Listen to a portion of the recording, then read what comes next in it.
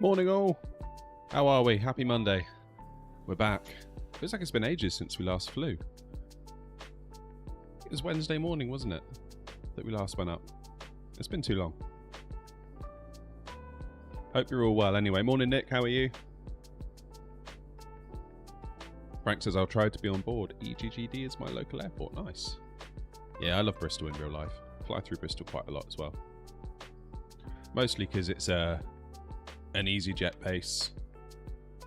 And EasyJet are really cheap. So, me being as stingy as I am, quite often end up at Bristol. Although, I've had good luck at Birmingham. Got some crazy cheap flight out of Birmingham one time. Although it was at like, I think it was wheels up at like 6:20 AM. So that meant getting to Birmingham, which is like a... How far is Birmingham? Probably about 4 hours. Then you need to be there 2 hours before check-in or before departure. So I actually sort of needed to leave at like midnight. It's like, oof. That's why it was so cheap. But there we go. Paulie, good morning. Hey, Brian. How are you? Nice to see you all this morning. It really is. As a streamer, I often live in fear of hitting the go live button and just 0 viewers watching, then I end up sitting here talking to myself. It does happen, but that's okay. Right. So we're doing a couple of legs today. Firstly, we're going down to Shannon in Ireland, in the west of Ireland, southwest Ireland, I guess you could say. Never flown into Shannon before, though. The airport, I think, does hold some significance, doesn't it? Because of, was it that a lot of transatlantic flights would quite often stop at Shannon before going across the pond? So it'd be quite cool to check out Shannon.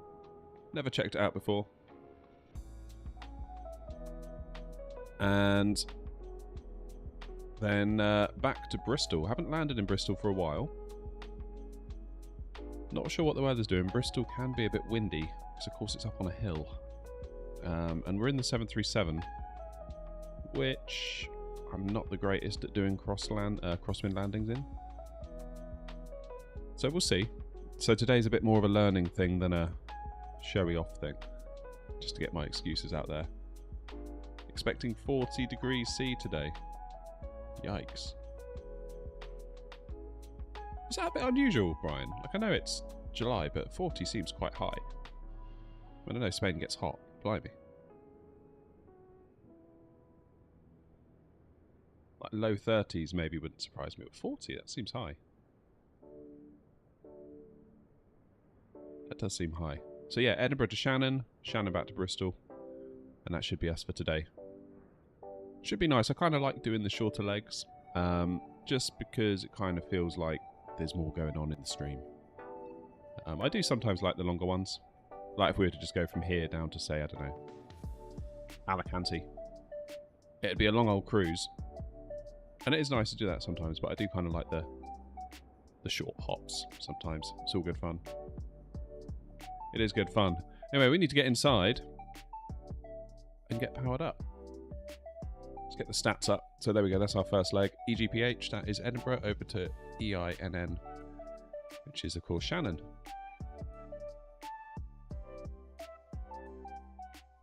So, let's head on up top, shall we?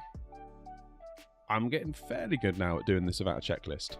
I'm getting fairly, almost at A320 levels of speed and maybe competency isn't the right word, but you know what I mean.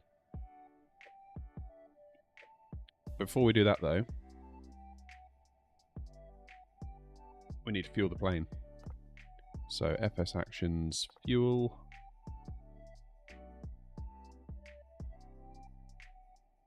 Oh yeah, good point, Nick. I might leave the map off for a minute, Nick, just because we'll be doing a lot of stuff on the screens here. And it might be that if I have the camera like this, and we're doing some work down here, the map will block it. But yeah, we will do the map as soon as we get into the flight. If you can, and if I haven't done it, remind me when we're on taxi. Because it wouldn't be completely unusual if I forgot. Alright, 6260 required for the fuel. That is kilograms. There we go.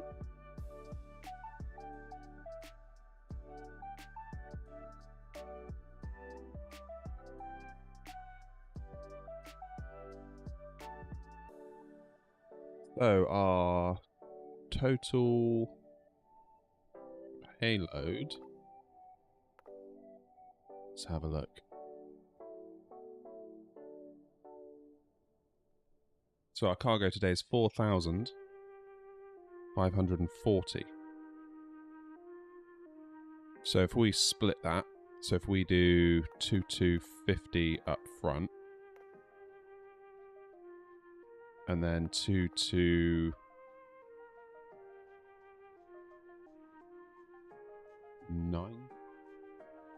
Yeah, 2290 in the back.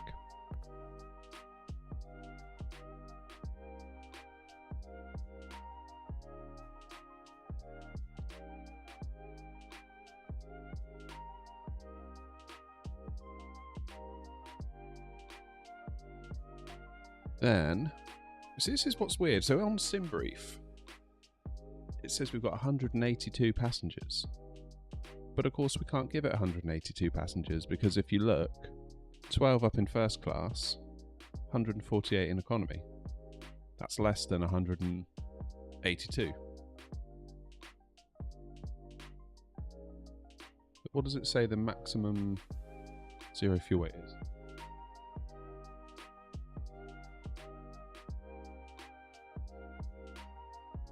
Yeah, that makes sense. We'll do that. We'll leave it at that for now. That's fine. Alright, let's get some batteries on, shall we? Battery on. APU on. I don't know if ground power is available here. It would seem not. I guess I have to request it in the FMC. It's alright, it won't take long for this to fire up. There you go, there's the exhaust gas temperature.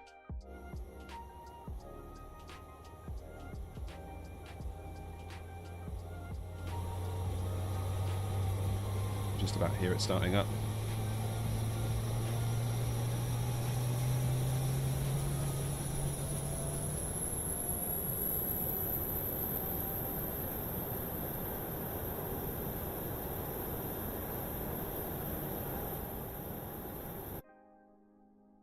Very good, and there we have it, look.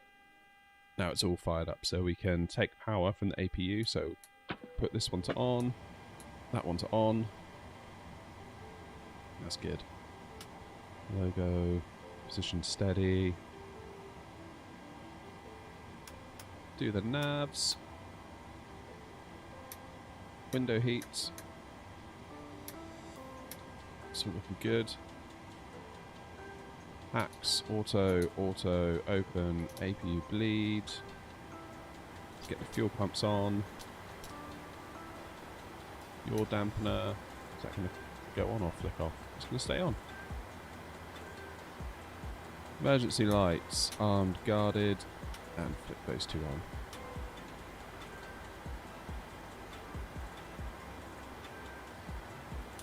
Hydraulics A and B on.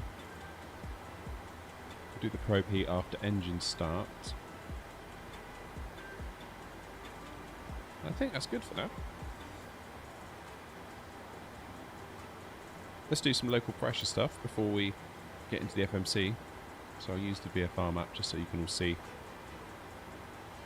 Local pressure Q1015.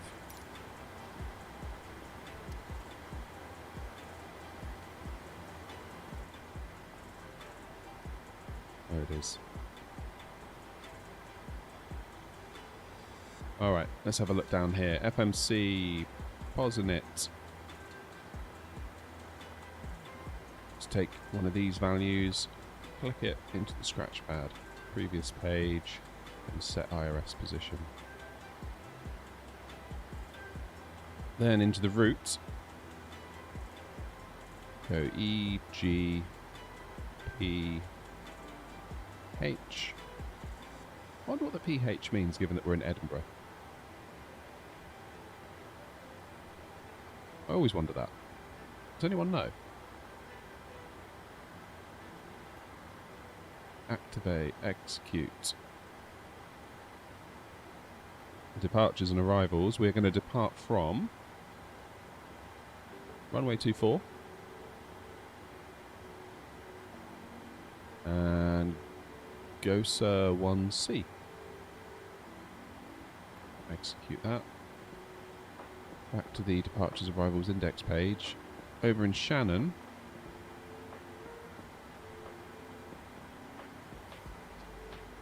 also runway 24.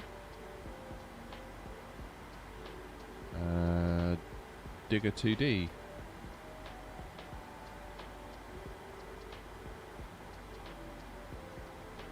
We transition off of Shannon 1.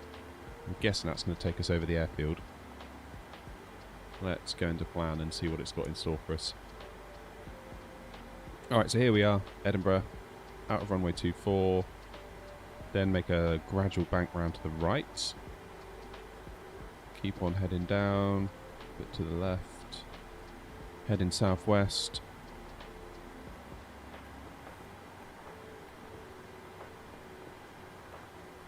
There's Lampo, so that will be basically Dublin, because Lampo is, you know you're at Dublin when you see Lampo. Then you keep on heading. Oh, okay, that's wrong. We don't want any transition, do we, really? Not really. Okay, so from DRAG, we want to go straight to Roscoe, really.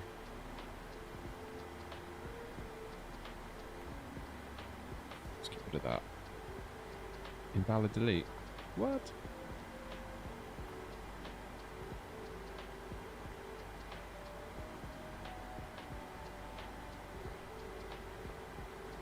Right, DRAG.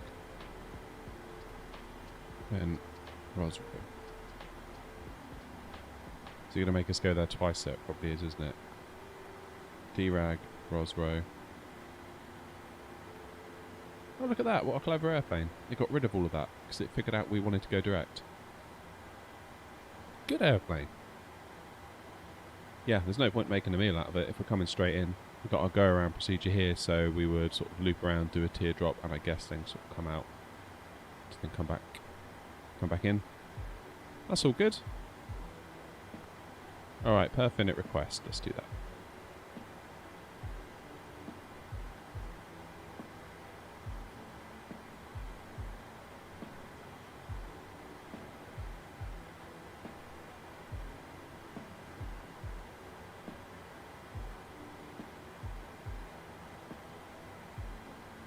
Oh, I'm looking at that pole. That looks dangerously close to going 50-50 like they always do. Every time I run a pole, it usually ends up at 50-50. Unable cruise altitude. Okay. 380. Okay, N1 limit I'm going to leave alone. Flaps. Do flaps 5. There we go, 137, 139, 149. Central gravity 24.1%. Trim is then 4.88. What are we at? Oh, wrong way. It's going to be more like that, isn't it? For 4.88. It's weird that you don't get a digital readout. Or maybe you do and I just don't know about it, but...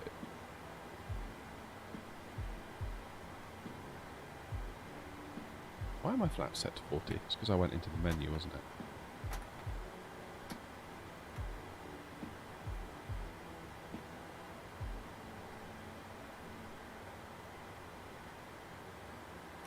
Okay, let's put that on standby.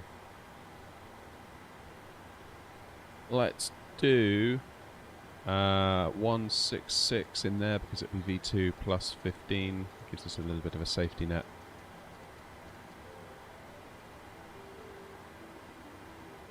Get the flight directors on. Oh no, it's auto throttle. Whoops. Flight directors on.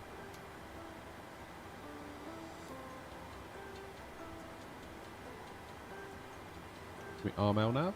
Yes we can. Can we arm VNAV? Yes we can.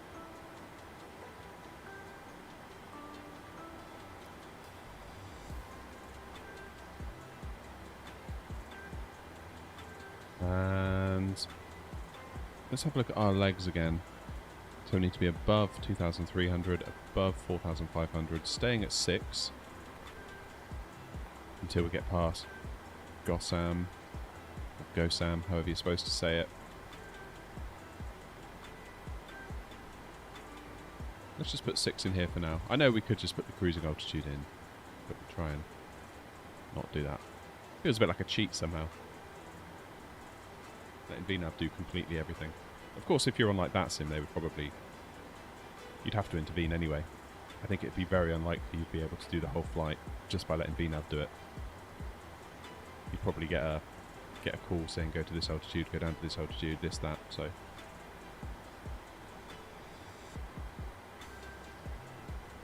Okay. Not looking bad here at all. Let's put the weather on the radar. Terrain might not be a bad shout either.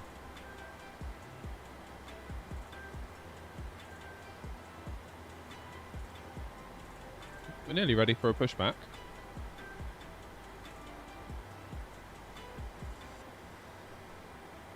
Yep, I think we are. So let's get our anti-collision light on. And see if we can arrange a pushback. FS actions. Ground services. Let's get the wheel chocks removed, so we need to put our brakes on first. There they go. Those are on. Let's release the jetway. Ground chocks removed.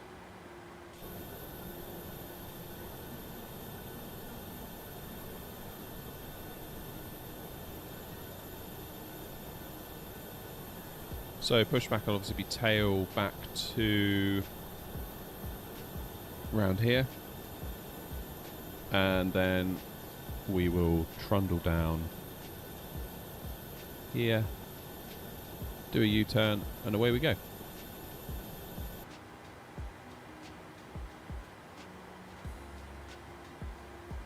Okay, pushback. Turn the nose to the left. Distance to taxi line.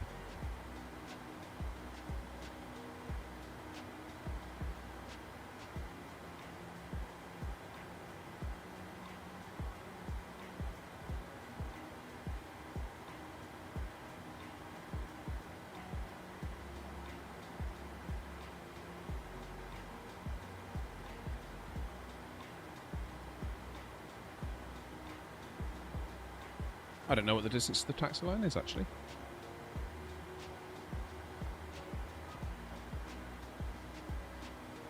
Cockpit to ground. Go ahead. We've been cleared for push and start, tail to the right. Copy that, ready to push. Tail to the right. Parking brakes release, please.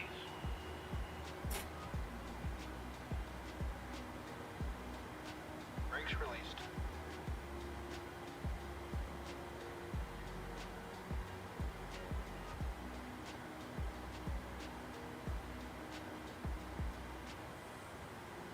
Brakes released, here we go. Nice. Okay, so let's get up here and turn off the packs, turn off the bleeds, put the engine number 1 into ground. And we'll keep an eye on this N2 figure. There it goes. Once that gets to sort of 20, 25, we'll add some fuel.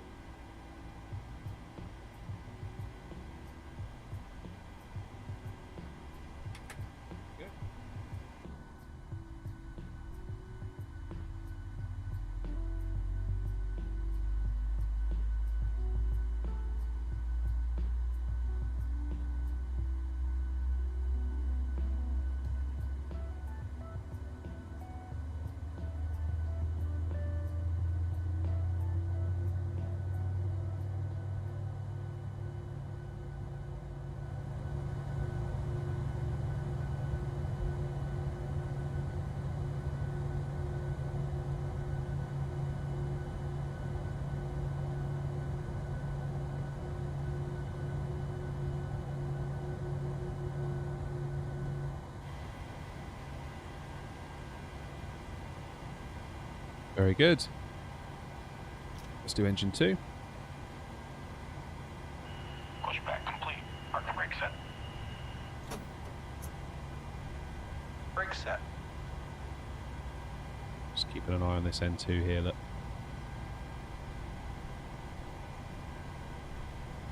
Yeah, I love the sound too, Nick. Alright, steering pin is disconnected. Watch for the slip and release from guidance on your left. Have a good flight.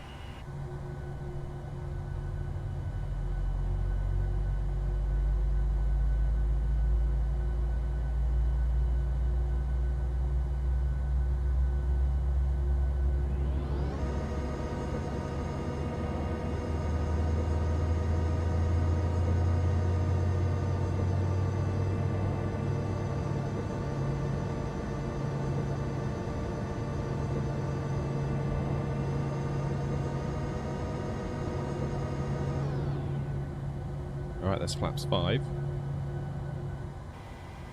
Engine start looks good. Okay, let's put rejected takeoff mode on the auto brakes. Pop up the top here for a moment. Get the engine bleeds back on. Packs back into auto. Isolation valve into auto. APU bleed off. We will take power from the main engines. We'll also turn off the APU. Taxi light on. Probe heats on. And I think we're pretty good. We just need to do our altitude for our cruise, which is... well, it's supposed to be like 380, wasn't it? But it's not quite going to make it. We'll do 380 in any case.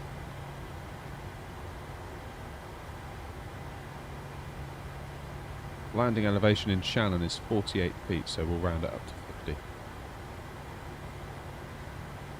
Happy days, right. What am I forgetting? Can we arm the auto throttle? Yes, we can.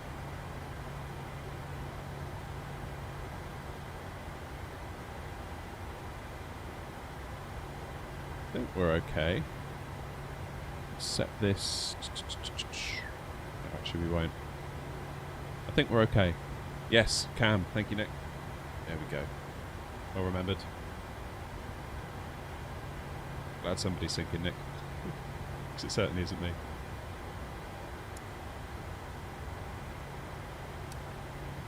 There we go. So there's our runway straight ahead of us. So brakes off.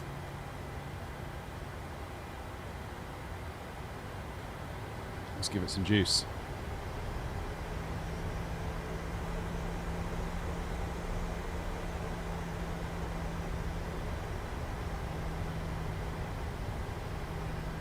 Pushback slightly missed the line, but that's all right.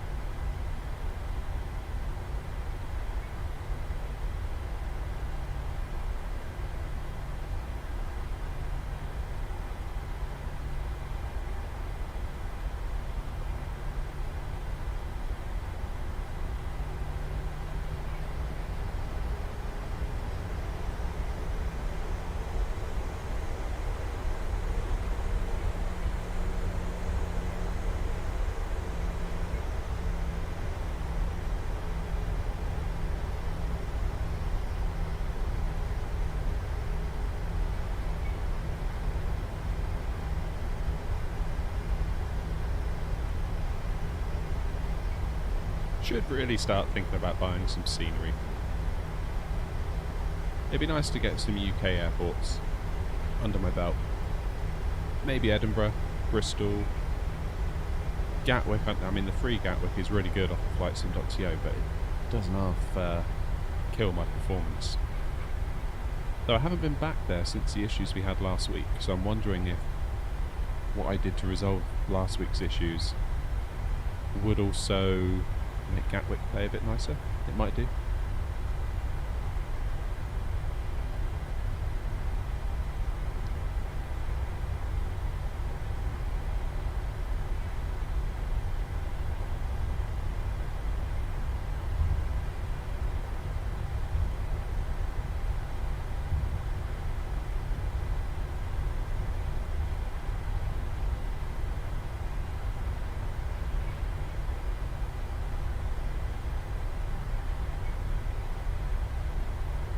Go. So we're going to just turn around here to the left. We'll hold short of the runway. Get everything set up nicely.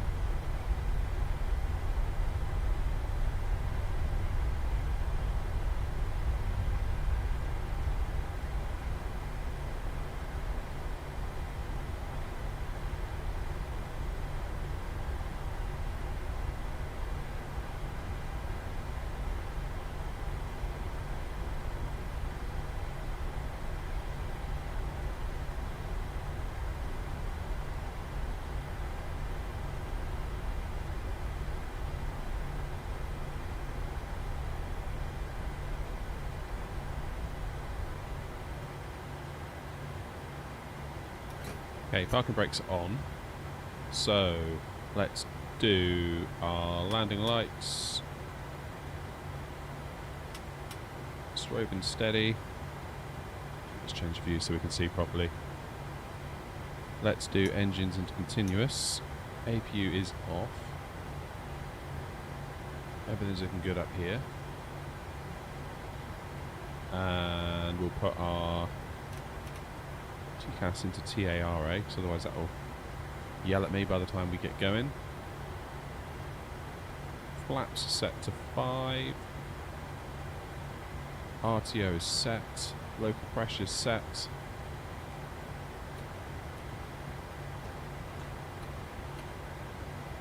Okay, I think we're good. How do I like using the Boeing yoke? I love it, Brian. Absolutely love it.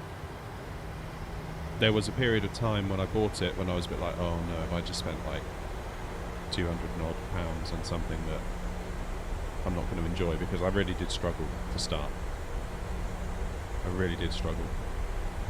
I'm tempted to do like a, I don't know how many months I've had it now, maybe like 3 or 4 months. I might do like a 3-month on review kind of thing as a video for the channel.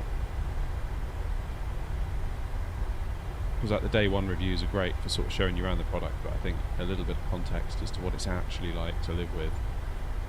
What are the things you notice day to day after 3 months of using it? I think that could maybe be helpful to some people. Yeah, it's definitely gotten me more into the 737. Felt a little bit wrong flying the 737 with a joystick. Silly as that sounds.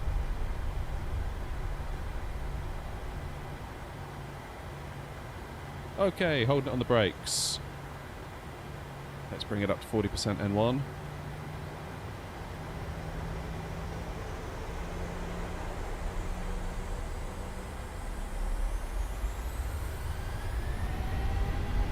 That yoke forward.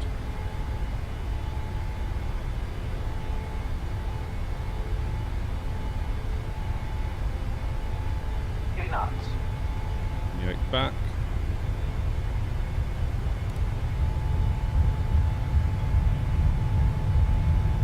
V1 rotate.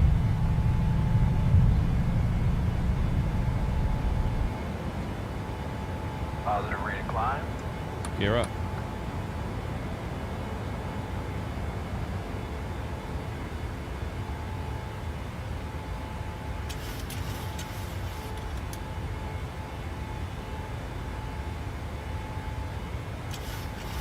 So the autopilot wants us to climb at nearly 30 degrees there. That doesn't seem right, does it? I mean, this seems steep enough. I think it must be a speed thing, yeah, because look, now the speed marker's moved up to 230. It seems completely happy with us being at 15 degrees. In fact, it now wants us more like at 10.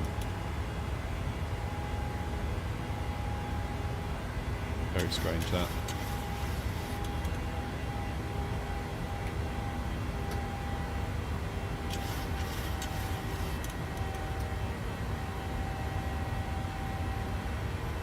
Okay, so we've got our turn coming up.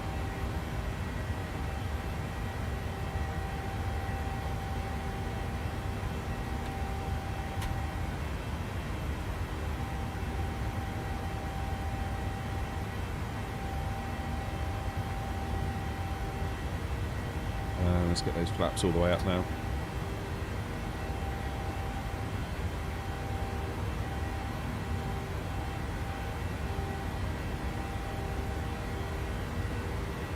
And let's make this turn.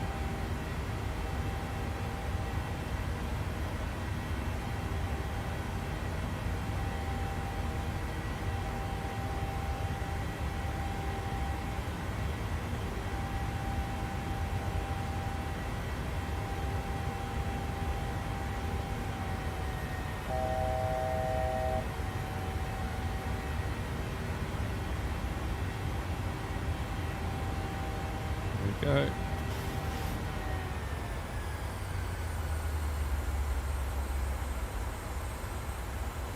There's 6,000. There's autopilot. Let's get the map on for you all. Okay, let's get rejected takeoff brakes off.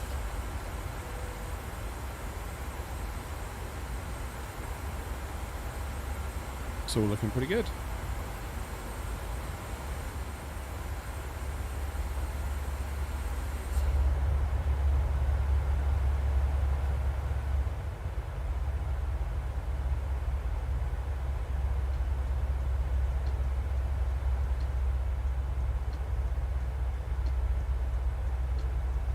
Oh, you have it too, Brian. I didn't realise that.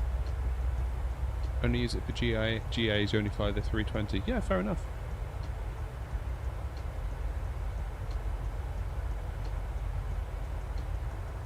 Yeah, the quality of it is absolutely outstanding.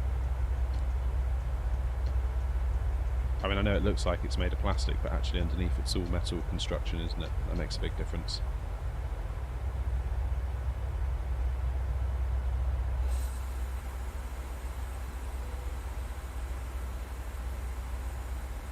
Okie dokie, so we go back to our legs page. We're staying at 6,000, and then we can climb up to 380.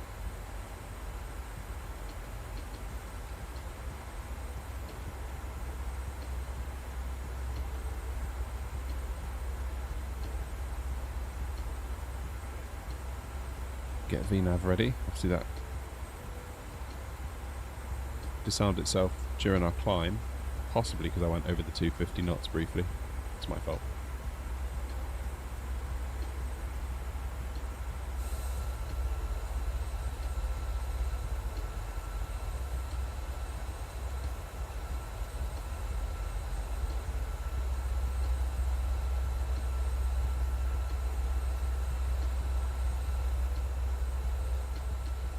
So just so those of you that are here are aware, next week might kind of look like the start of a new schedule for me. I'm not entirely sure what it's going to look like yet, but there is going to be a change.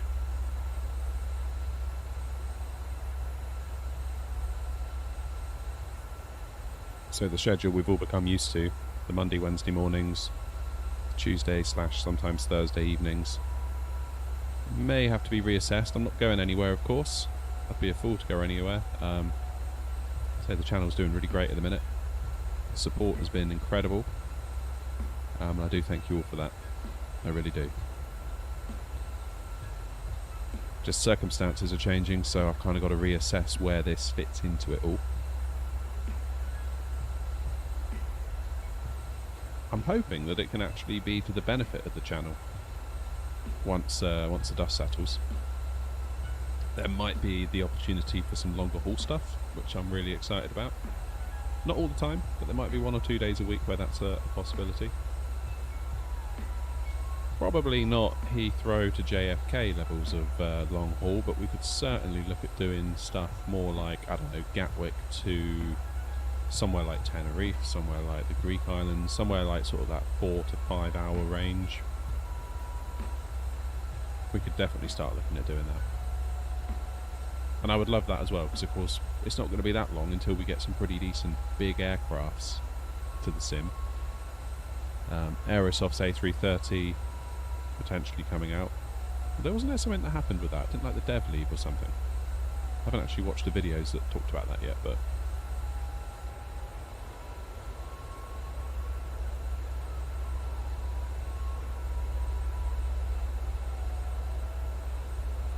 probably not going to be long until we get PMDG's 777 either.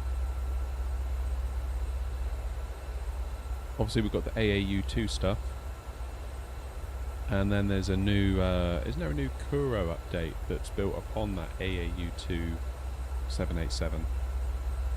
So there's a lot of stuff happening in the direction of the long haul. So I'm very, very pleased that there's the potential, maybe at least once a week, to do something with that. That'd be really cool.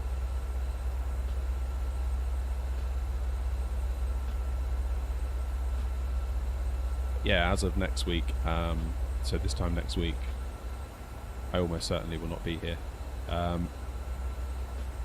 Only because my kid goes to nursery, and the nursery have decided that next week is when they finish for the summer, which is really weird because that is not when the schools finish for summer, but the nursery have decided that's when they're finishing for summer. So it's a bit of a shock to us, which now means I'm on childcare duty next week, so probably shouldn't be doing flight sim streams.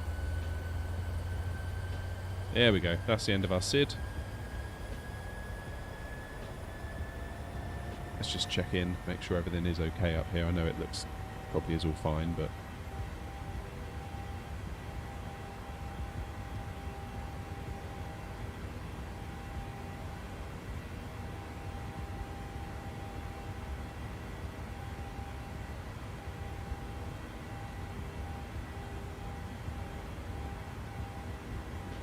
that's all good. We'll just stick around in the cockpit till 10,000.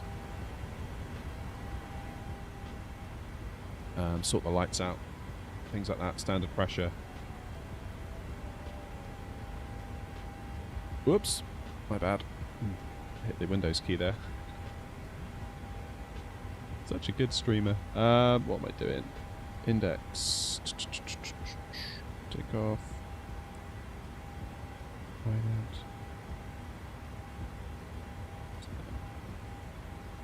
out. Earth. Where do you find transition? There it is, it's in perf, isn't it? 18,000.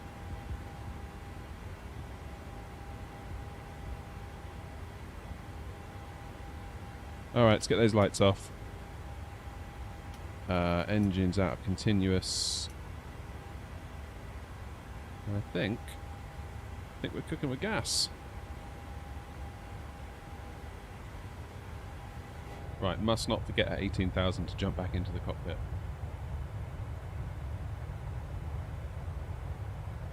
Yesterday the temperature of the heat coming out of the computer was 57 degrees. Well, as in the air leaving the case was 57 degrees.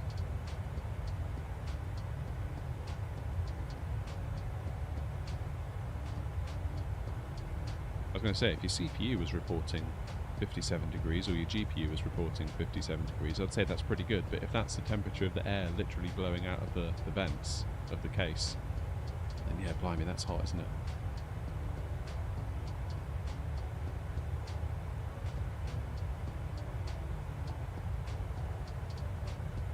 I've got a plan for the shed regarding that. I'm tempted. Oh right, it was 57 out of the case. Yikes. I should measure what mine is actually. That's really interesting.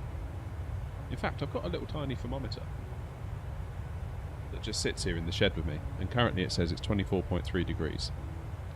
Because of the heat of the computer. So if I were to move that and just put it on top of the top vent of the case, I wonder what that would go to. Let's try it. Right, it's on the top of the case now, on the fan grill. We'll give it 5 minutes, so we'll see what it goes to.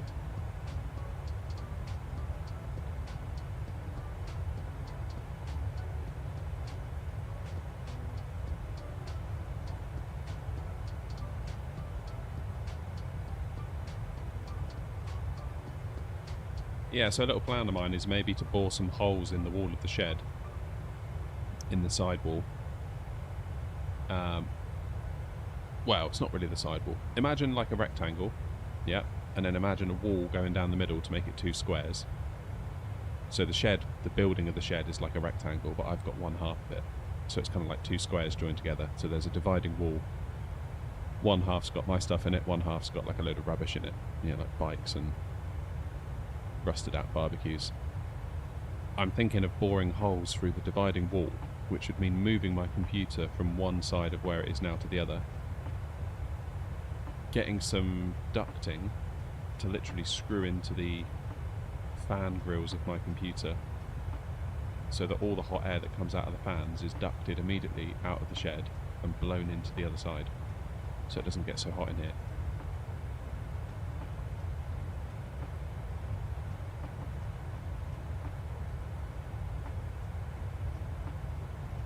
Have on hanging over the outlet, not touching the case. Cool. Yeah, that's probably a better test, isn't it?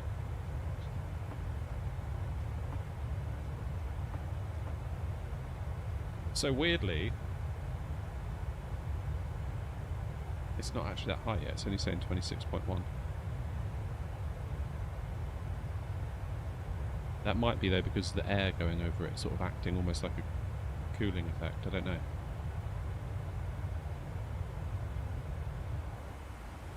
Alright, standard pressure. I knew I'd forget that.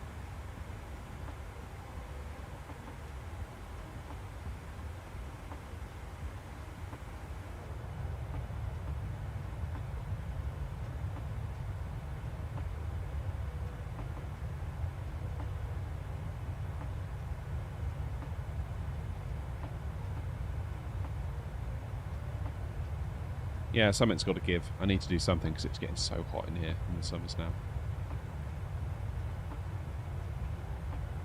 I appreciate that boring the holes and getting the heat from the PC into the other side of the shed may not completely solve my problem, but it's probably like maybe 200 watts of heat less continually entering the shed in my side. If I can get it into the other side where I don't care if it gets hot, that could be good. That could be good. Jalise, good morning or good evening. How are you?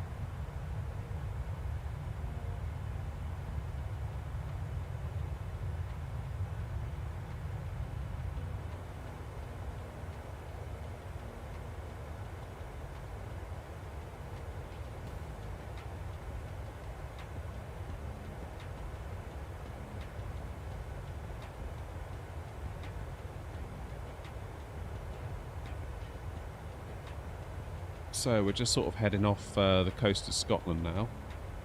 Plan is we're going to fly over the sea in between Northern Ireland and the Isle of Man, but closer to Northern Ireland. Head straight over, sort of turn into Ireland over Dublin. And then head kind of southwest across Ireland to Shannon.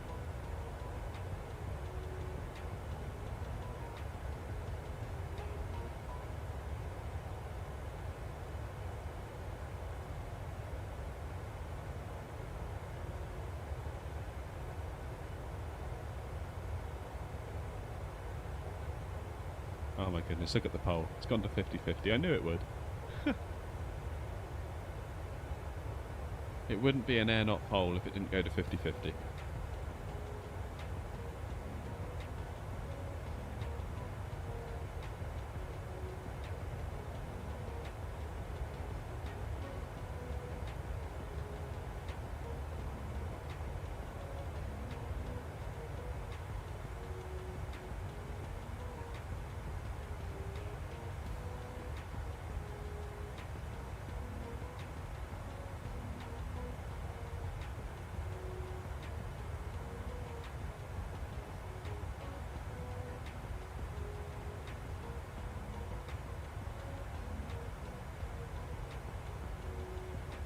if I put the portable cooling fan I use, I have here in the house, up against the inlet of the computer, it drops it to 37. Wow.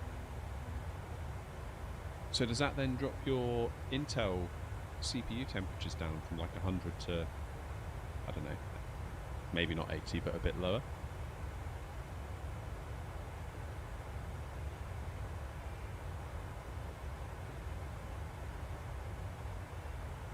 Julie says, just finished getting the rest of the parts for the PC I told you about. Nice.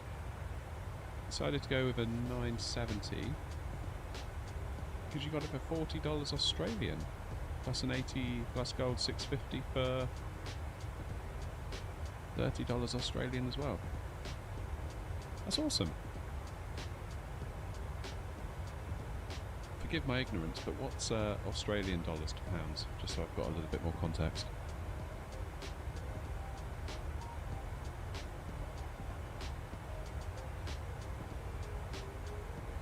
Oh, it's almost 2 to 1. Yeah, so 1 Australian dollar is 52 pence. So really, you paid 20 quid for the 970 and 15 quid for the power supply. That's really good. What make was the power supply?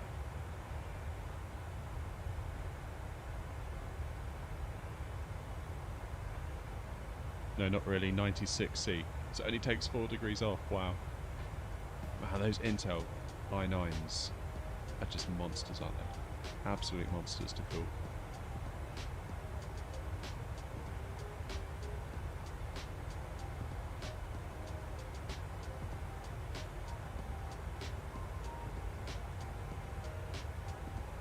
I suppose that if you're under the 100 degree mark, I don't know what the, is it the TJ, isn't they call it the T-junction?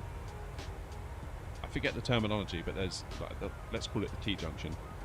That's the point at which the CPU declares that it's too hot and it won't let itself get any hotter than, say, 100 degrees. And in order to remain at or below 100 degrees, it will declock itself. Which obviously then means you take performance off the table. So I guess there's an argument that that little fan is actually maybe making your PC a bit quicker. Assuming that 100 degrees is what Intel make the TJ Max or TJ T-junction, whatever it's called. I forget what it's called. I remember when Intel used to do the chips that went in the MacBook Pros. I used to do quite a bit of iOS app development, which of course meant I was quite heavy into MacBooks and all that side of computing. And it was always the same old story. Every time a new MacBook Pro 15-inch came out, and Intel would offer like an i7 or an i9 in it, all the reviewers, in all their benchmarks, they would set, I don't know, some sort of like video encoding task going. And you would see the temperature graph go up and up and up and up, and it would hit like 100 degrees, and then it would stop, and then you'd see the clock speed go down and down and down and down and down.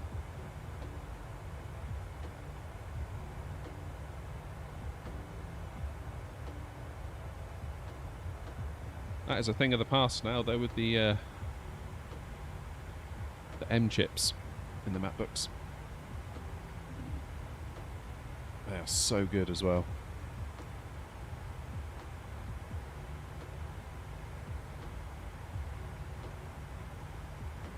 Total for both is £36. Yeah, that's a bargain, isn't it?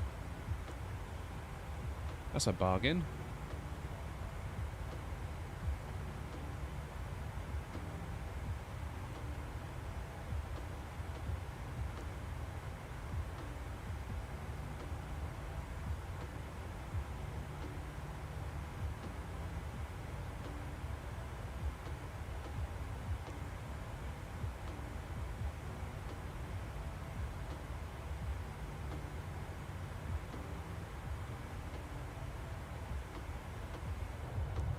So Northern Ireland is down there, but we can't really see it.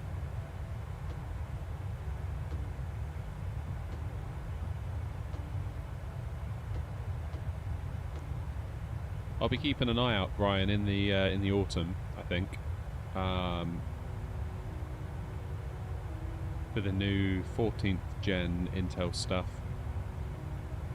Because I'm always CPU limited in this game. Like if we were to flick on the FPS now. There we go. Limited by main thread, because of course we are. So I'm considering maybe a CPU upgrade in the autumn. And rumour has it that the 14700K, so the i7, will roughly be around your 13900K.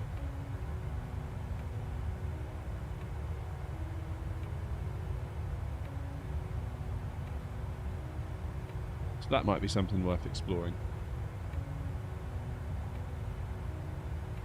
And maybe they've made it a little bit cooler. You can only really use it mornings or night times, yeah, because the room's so hot. To run a big AC costs a fortune. Yeah, you're not wrong. So is it common, Brian, to just like run an AC in the day for like most people in that climate? Because I know whenever we've been on holiday to like Spain or something, you hire a villa or an apartment. First thing we do is like flick on the aircon and just leave it on, because obviously we're just not used to the climate at all. And it's almost like your apartment or villa or whatever you're staying in is almost like this safe cocoon of coolness.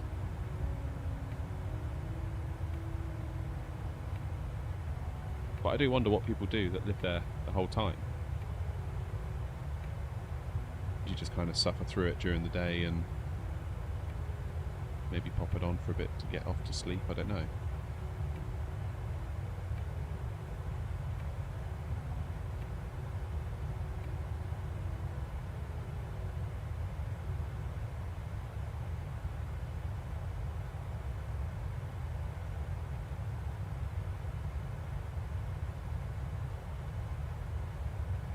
Okay, my thermometer on top of the case with the exhaust air is up to 32.2 currently.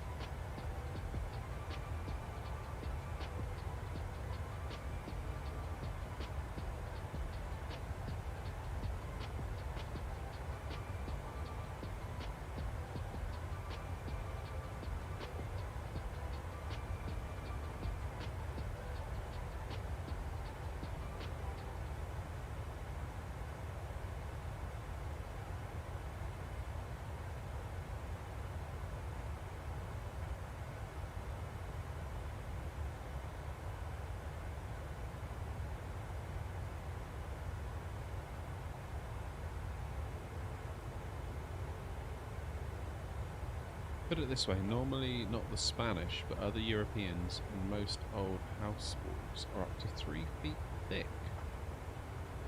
Made of stone and have small windows, so it's lovely and cool. Oh, okay. So the need for aircon is less then, I guess.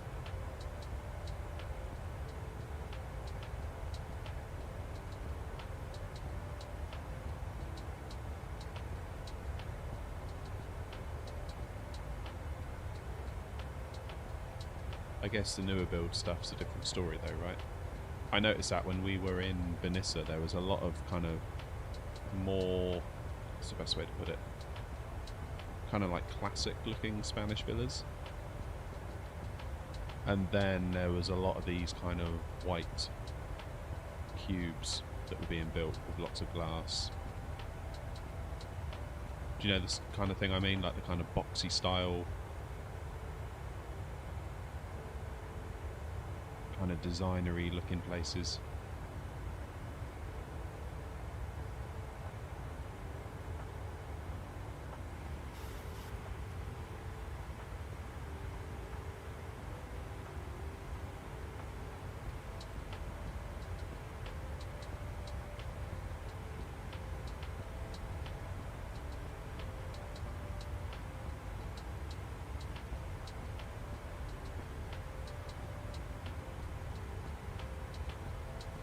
Okay, let's start descending.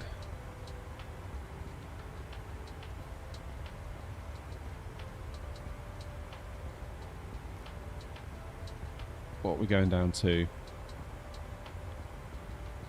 3,000.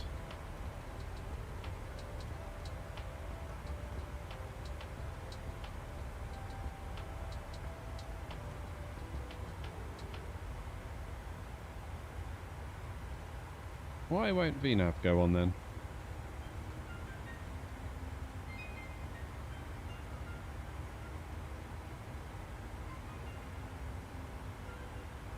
Okay, well, let's just do vertical speed for now then.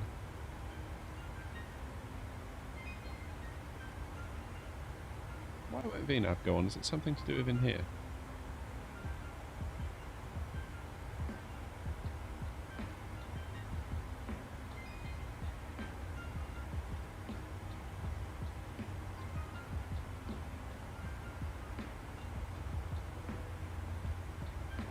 Okay, we're going to N1. Then will it let us do VNAV? Yes, it will. There it goes. That's why. They are called Ibethan villas.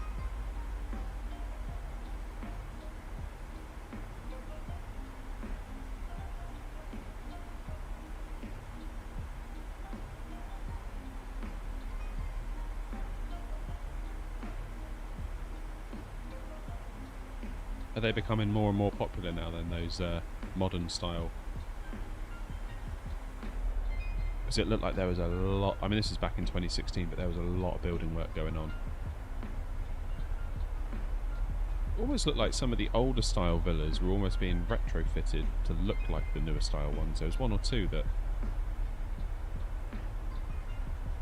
looked like that.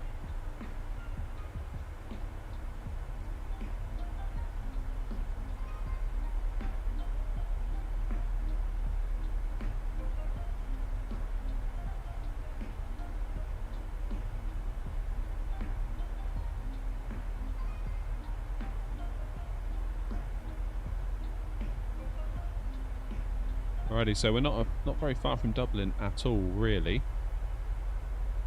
We're just heading down to the next waypoint, which is Lampo, which is, if you look at the mini-map, that's basically where we do quite a sharp right turn. That is Lampo, which is normally where you would be on final approach into Dublin, or at least very, very close to it.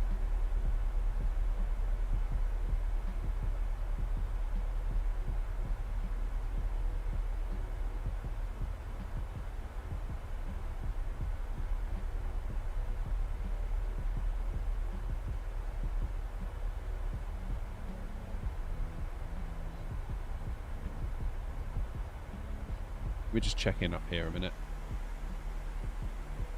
VNAV is on, going down to 3,000.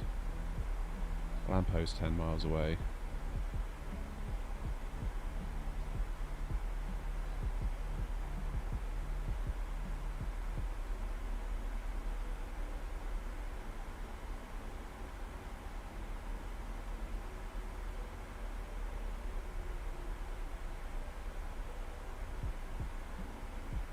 31, windows closed. Yikes. Hot, hot, hot.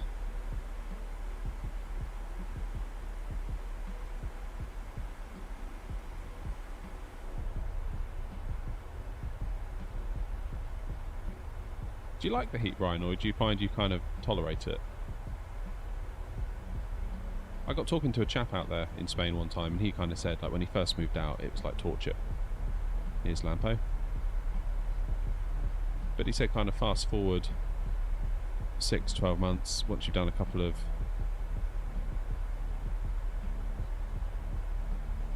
good months in the heat, he did say you kind of get used to it.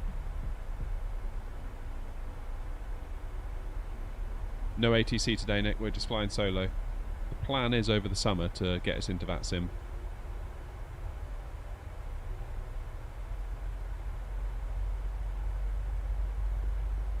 And the humidity's high, then it's hell. Yeah, I bet.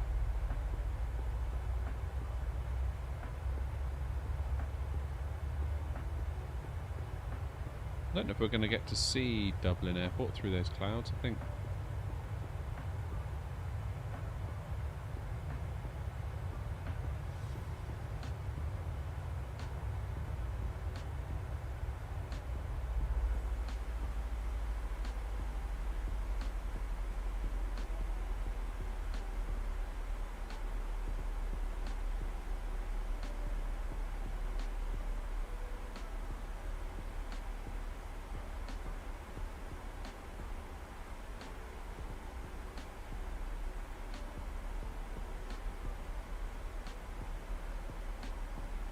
Yeah, 34 years should do the trick, I guess.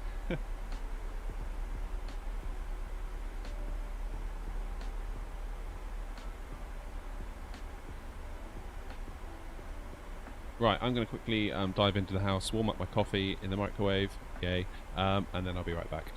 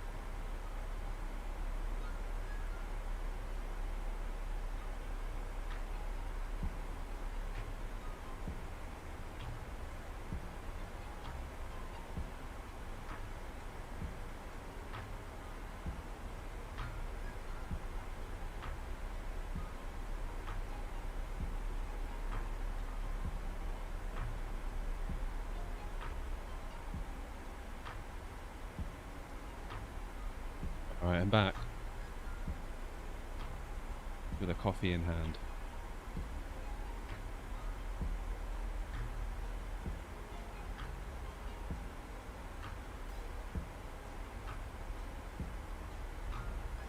So let's have a quick look where we're at.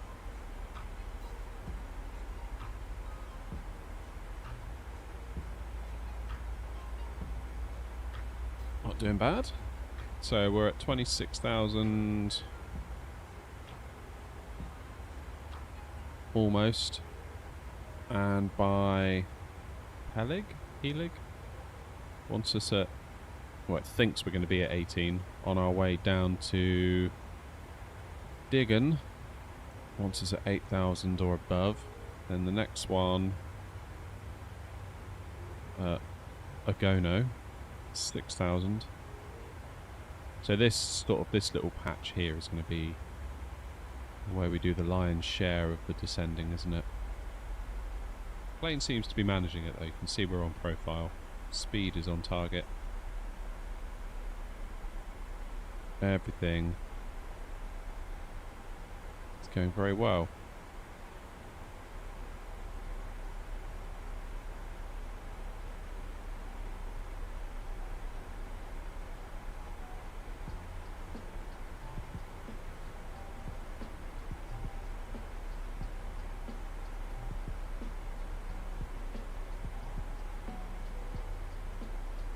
Might as well tune the ILS. Is 110.95. 0.95.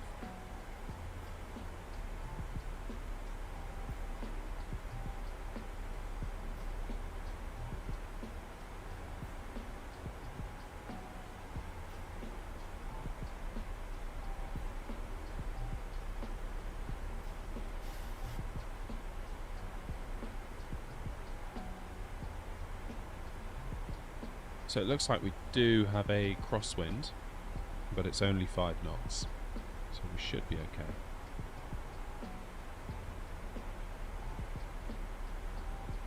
Coming at us from about 150 degrees, so we'll be coming in at 240, runway 24.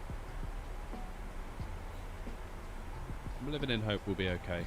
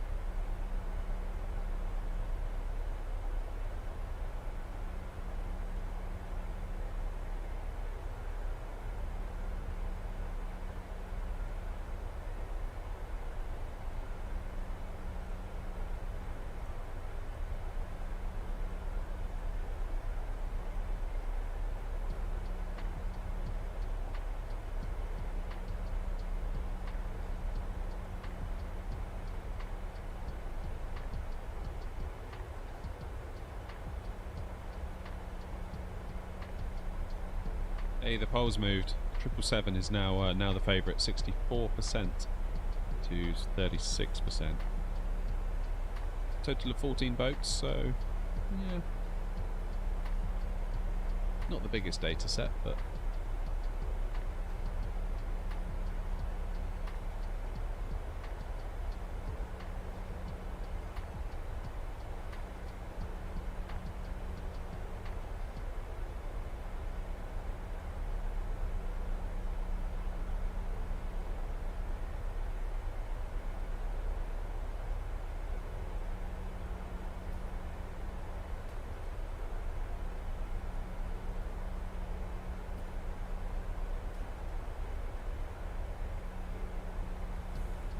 right, let's check in up here. How we doing?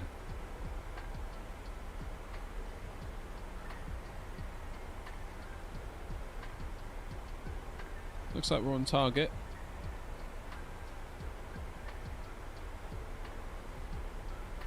You can see there's actually Shannon, so we're not actually too far away in total distance.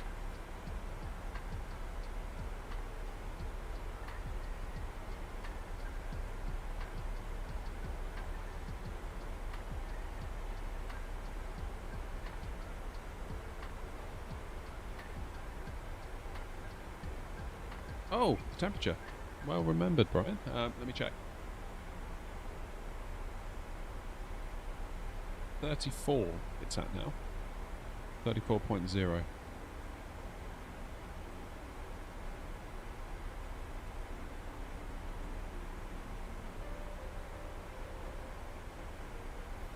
So yeah, if I could get that 34-degree air straight into a pipe from the case. So I've got exhaust fan that goes out the back of the case and another one that goes out the top of the case. And I ordered these little kind of like ducting things that you can screw into the case. Basically it's designed for people that used to do all of the Bitcoin mining, because obviously all the systems they would have to do Bitcoin mining or cryptocurrency mining, they had the same problem I do, kind of being cooked by your computer in the room. Fairly certain they're just 3D printed. I ordered them off Amazon. They weren't much. But you sort of look at the way they're made, it's like I'm fairly certain a 3D printer made this. But yeah, it basically takes the square kind of grill on the case. So the bit that screws into the case is a square piece of plastic, then it kind of transforms into a 120mm, was it 90mm, tube for like ducting. Let's do standard pressure. It's 1010, double checked. So then you can just go down to, like, I don't know, your local B&Q or whatever it is you've got, and just buy that kind of tubing, plastic tubing you can get. Yeah, 1010. And I figure if the PC is kind of pointing to the dividing wall, the back fan can literally just go straight out, only have like a few inches of pipe in the room, and the top one can go up and then to the left, straight out as well. Alright, we're starting to lose our descent profile a little bit. Just wondering if a bit of speed brakes would help. You can see there the magenta arrows dip beneath us, which means where we need to be is beneath us. So speed brakes are deployed. You can see that's coming back into range there, so that's good.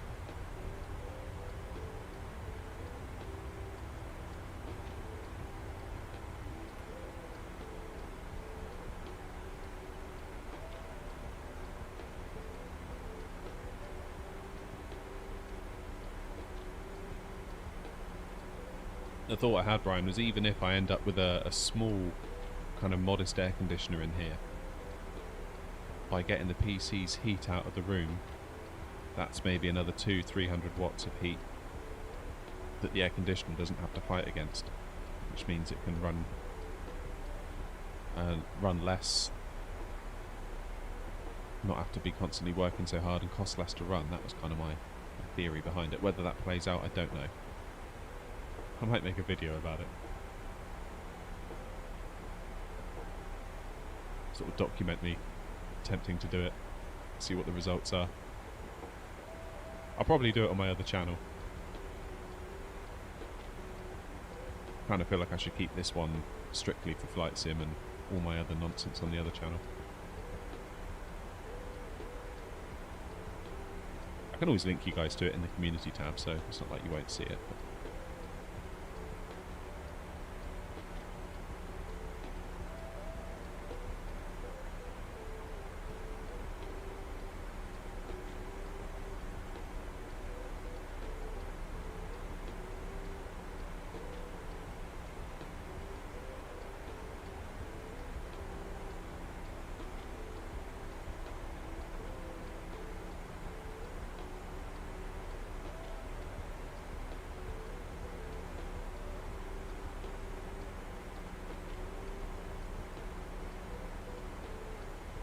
definitely feel like I'm getting a soft spot for this aircraft. 737, it's grown on me so much.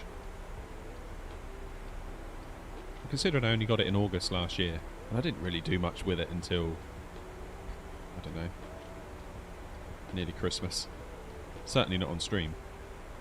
So I didn't have a clue what I was doing in it. I've gotten so used to the Airbus, it just felt so alien. And I don't know everything about it yet, I'm still learning it, but it's so fun to fly.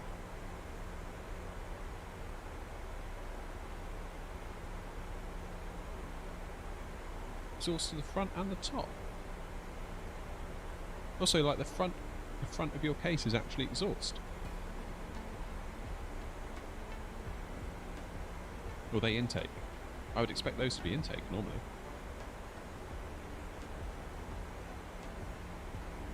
Mackham, good morning. How are you?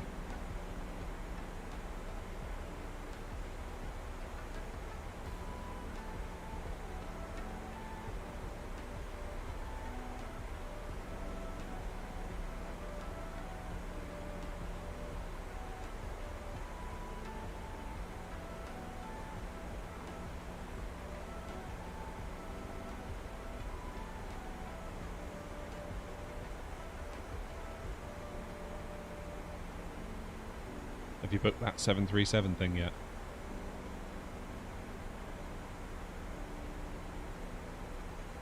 Alright, lights on, 10,000 feet.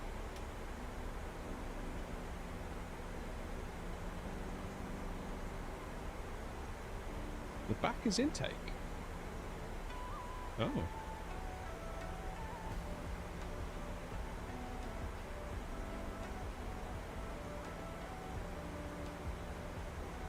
That strikes me as unusual, Brian, I've got to be honest. So you've only got one fan as intake on the back. But then you've got the top and the front as exhaust.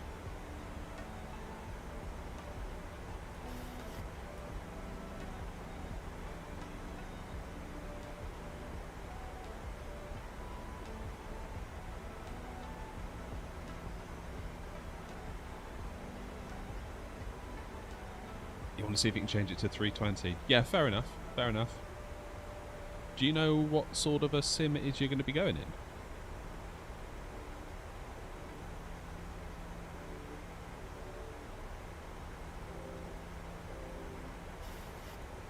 in? Is it one of those like on the hydraulic legs, those sort of ones, or is it like a... not one of those?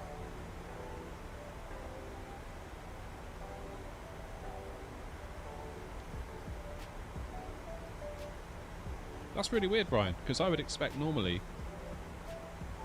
I don't know what case you've got, I don't know how many fans you've got in the top of the case, but quite often you'd have like maybe 2 or 3 fans on the front of the case drawing air in, then you'd have the back fan as an exhaust and the top fans as an exhaust. I'm just wondering whether that might explain your 100° C process attempts.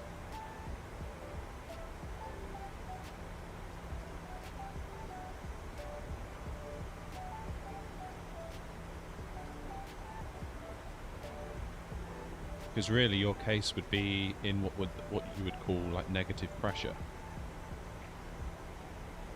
Because you've got more fans getting rid of air than you've got fans bringing in the air.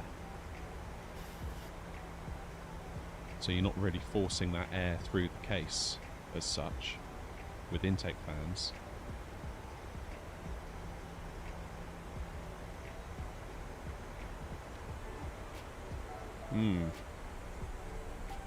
Sounds a bit funny to me, that one. Obviously I'm not there, I can't see your PC, so I don't fully know the whole picture perhaps, but that does strike me as a bit odd.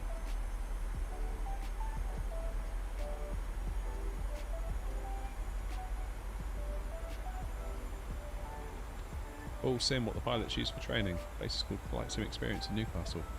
Sweet.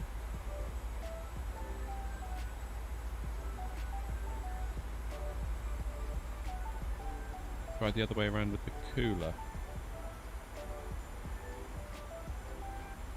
So you've got an all-in-one cooler, Brian, haven't you? Like one of those water cooler things. So is that mounted to the top of your case?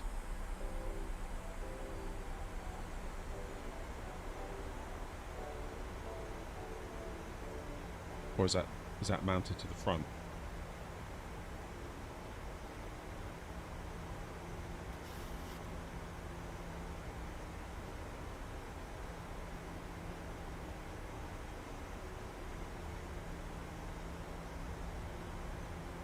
Okay, let's do auto brakes 3.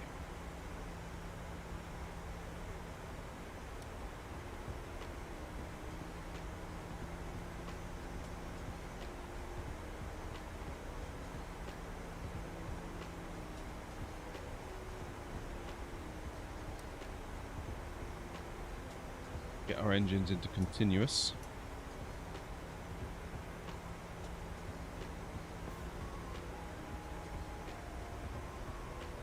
And then really the airport is just straight ahead in a little while.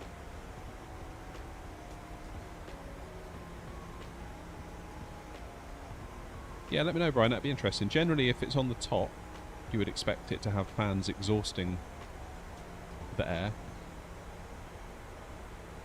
If it's on the front, you would generally expect to have fans attached to it, sort of pulling fresh air in over that radiator, to then sort of enter the case and then be exhausted top and back.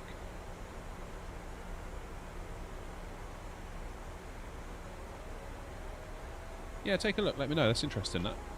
Be curious to see where you end up with that. Alright, approach mode is on.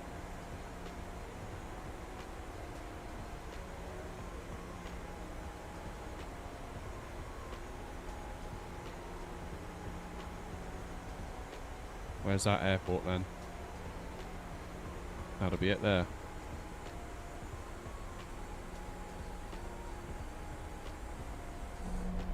Look at that view. Look at Ireland, man. I love Ireland. The Emerald Isle. It's no wonder they call it that, is it? Look at it. Absolutely incredible.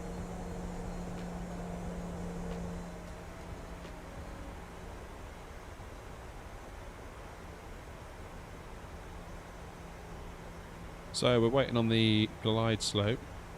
You can just about see it there. It's going to come to life in a minute, hopefully.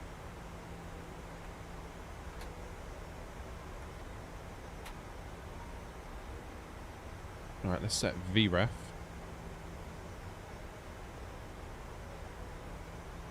Drag required.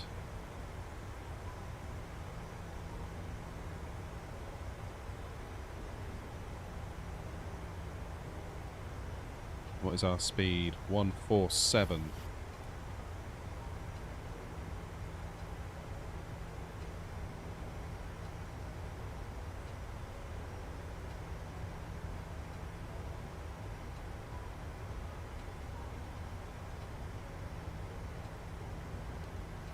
Let's get our gear down.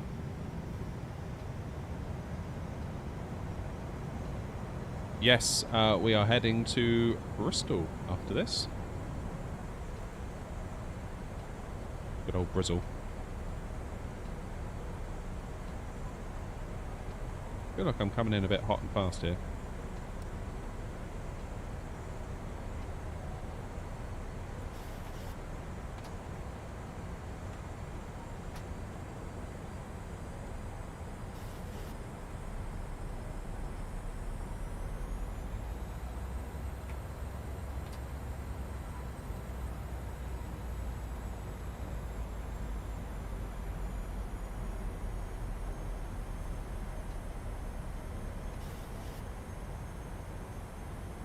Alright, let's get the cam on.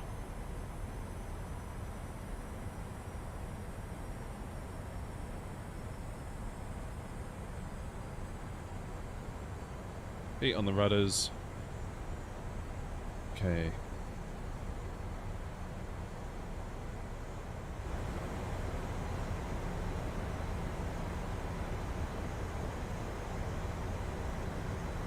So,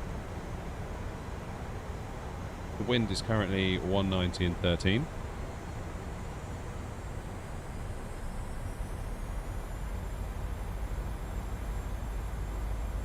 Let's bring those speed brakes in.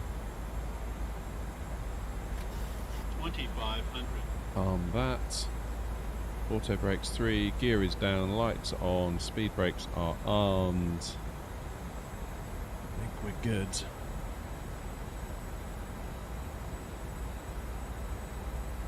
So we're currently poking our nose a little bit to the right, but not by much. Right, should we disable autopilot?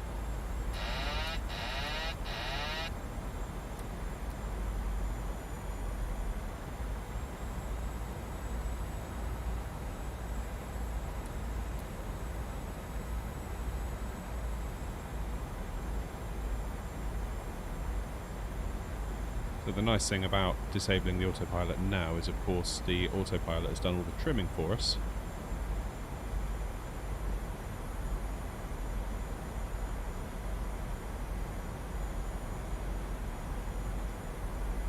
Okay, let's get over to the left a little bit.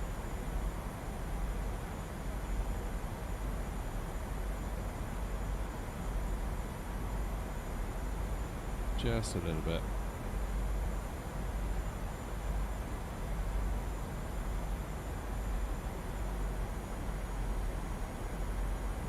Don't like this plane in the wind, I've got to be honest. Not very good in this one compared to the bus. So we'll see what happens. This might not be my finest work, and it may not be much better into Bristol because that's windy at the best of times.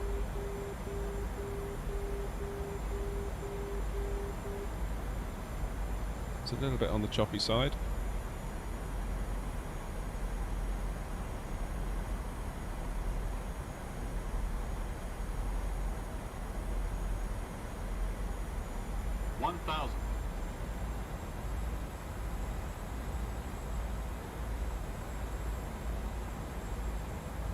Yeah, that is windy.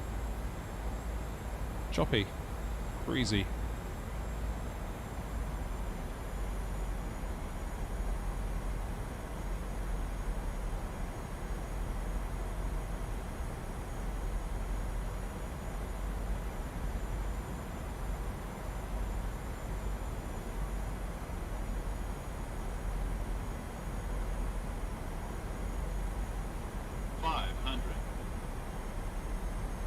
Glide slope. Yeah, I know, glide slope, but look at the pappies. Glide slope. Glide slope. Glide slope. And the picture's not looking too bad either. Glide slope. Glide slope. Glide slope. Glide slope. I have to ignore that warning, I'm afraid. Glide slope. Glide slope. I think we're fine.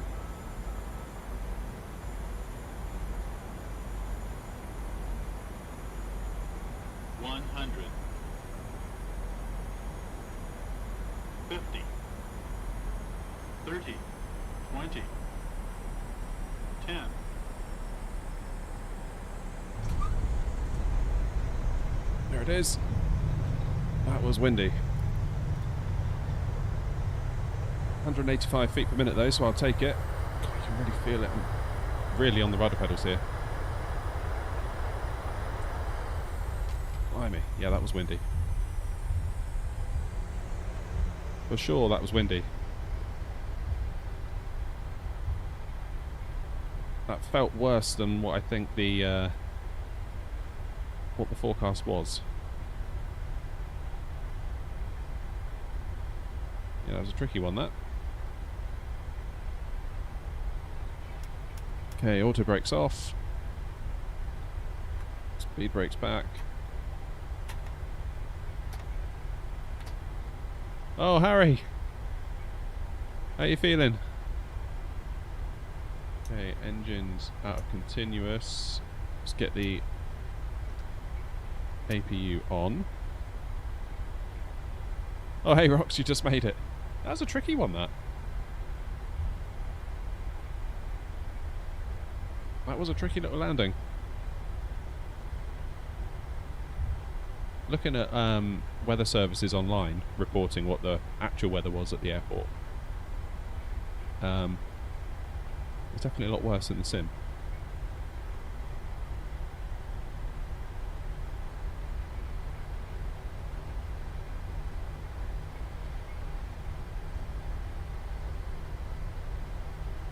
Yeah, side movement. That's what it was. Coming at us, hitting us from the left-hand side.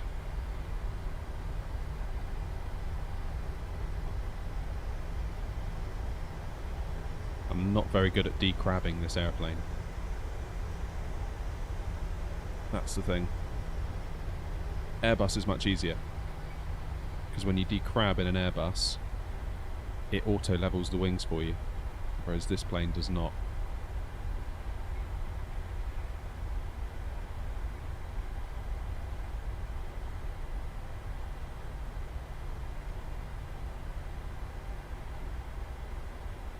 So if you imagine you decrab by using your rudder pedals to bring the airplane's nose round to the right, your left-hand wing is actually then moving quicker through the air because it's being pushed by the plane twisting, which then means the plane wants to kind of naturally dip, almost like it's turning mid-air. So you then have to correct that with the yoke input. The Airbus is nice, it does it all automatically for you. Which only fuels the rivalry between Airbus and Boeing pilots. And the Airbus apparently have it easy.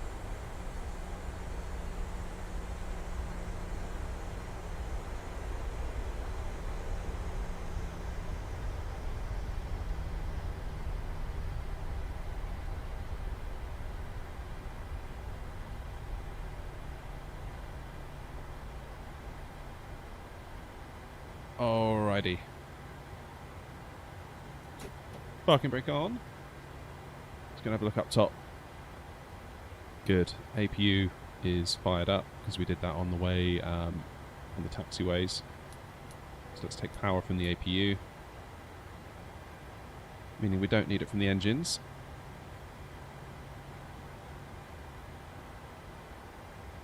So we're powered. It's good. Packs are in auto. Isolation valve auto. APU bleed is off. That's fine. So we don't need that just yet. Get our lights off. Position lighting steady. There we go. Nice. Do fuel pumps off. And we should be able to turn off the engines. Hopefully the plane will stay alive. We'll see.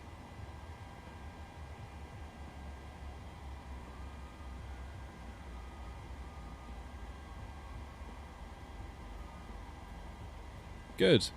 That seems to have worked. Alright, let's jump into here. Ground services. Can we request a jetway?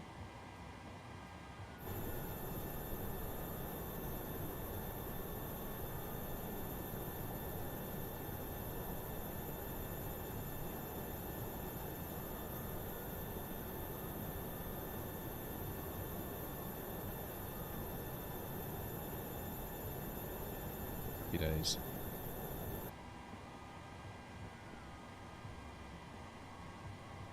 Okay. You can all enjoy the view out the window for a moment while I make us a new flight plan to get us back to Bristol.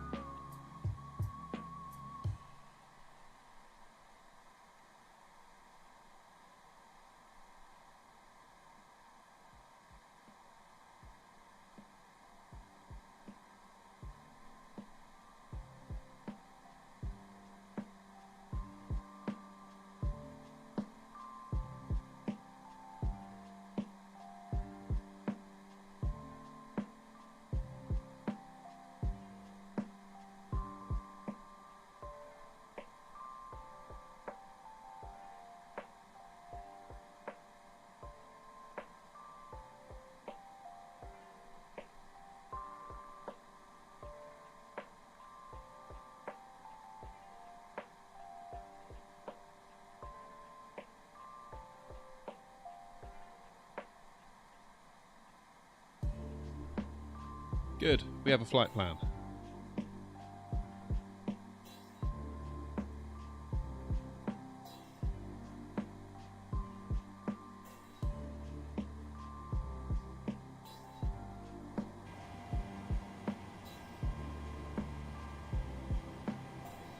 Where's my mouse gone? Ah, there it is.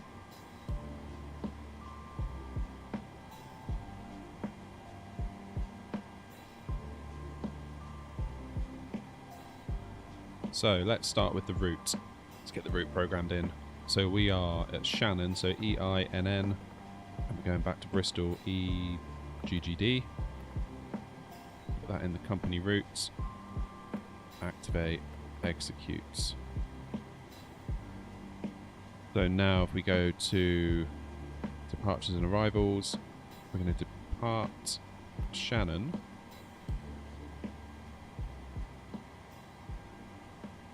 On runway 24,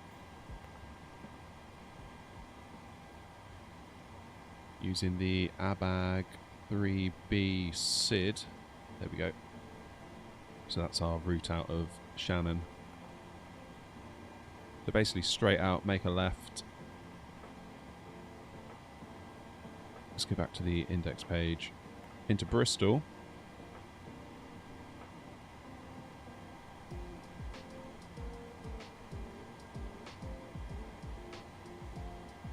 Runway 9, so we use ILS 09. FIFA 1B. Has that got any relevance to like the football? Surely not. Surely not. Okay, let's just check our route is reasonable. Let's flick this into plan. So here we are at the gates. We're obviously going to taxi back more or less to where we came from, because of course 24 is where we landed. And let's step through this route. So another left turn. So basically kind of a bit of a, not quite a U-turn coming out, but close. BCN, that's... Aha.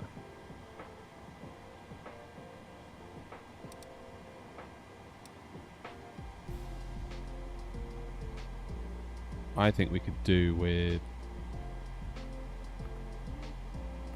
doing a via, so 09 B for 1. What if we do Bristol 1? How does that look for us then? I'd be expecting like a teardrop. Yeah, there we go. There we go. So we'll almost get to the airfield at Bristol, loop back around, and then kind of do a teardrop around, come back in on final. Runway 09 on the ILS. I have no idea what the weather's doing at Bristol. We should maybe check that. Doing Rome to Mexico City right now, 10-hour flight. Mad respect for that.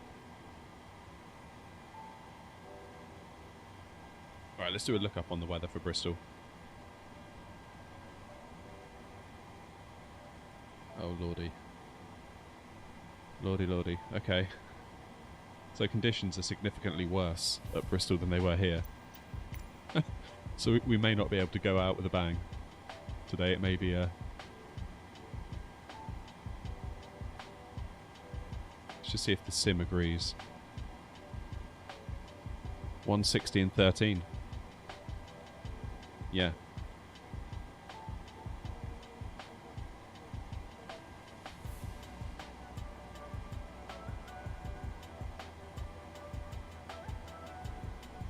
Okay. Well, that should be fun, right?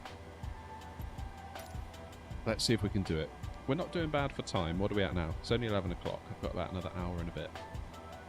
So if we do need to do a go-around, we can. Probably got time for one go-around maximum. But beyond that... oh, did I fuel the aircraft? I haven't done fuel yet. Should do fuel before we turn the pumps on. FS actions, fuel... 5620 kilograms required to get to Bristol.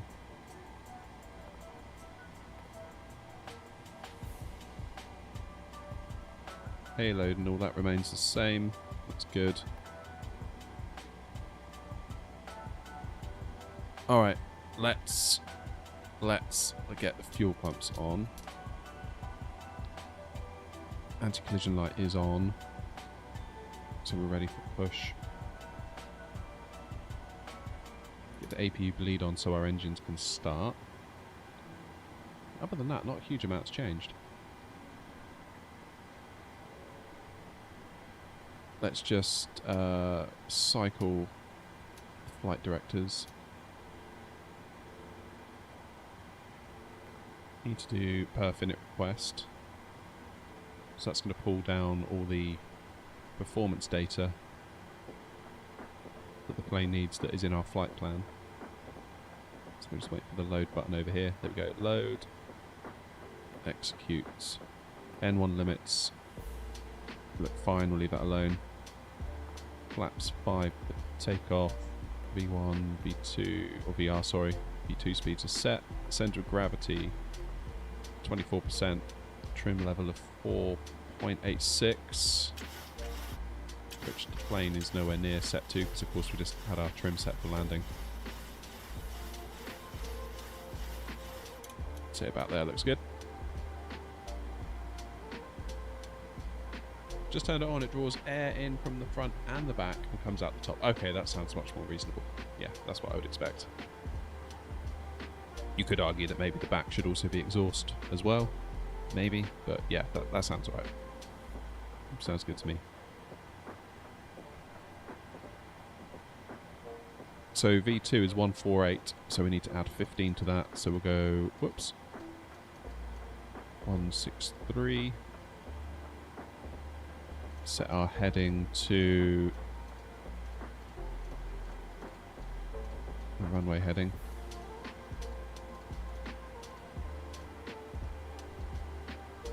Which is 238.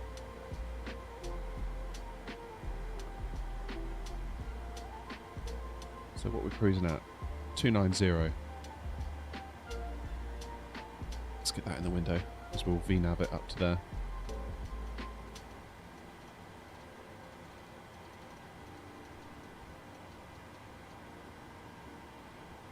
We'll also put 290 up here. Pressurization of the aircraft. Bristol is actually 622 feet above sea level. So we'll pop in, we'll go for 600, we'll round it down. Good, good, good, good, good. It's all looking fine.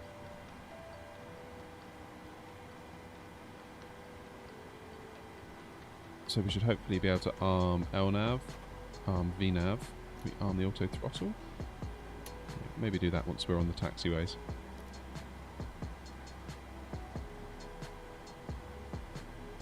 Nice. Okay, let's see if we can get a pushback going.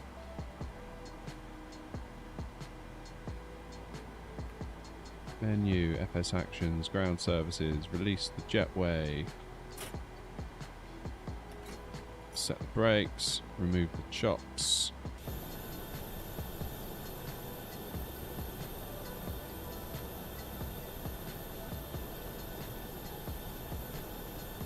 No worries, Brian, take it easy. Nice to see you this morning anyway. Maybe see you in a bit.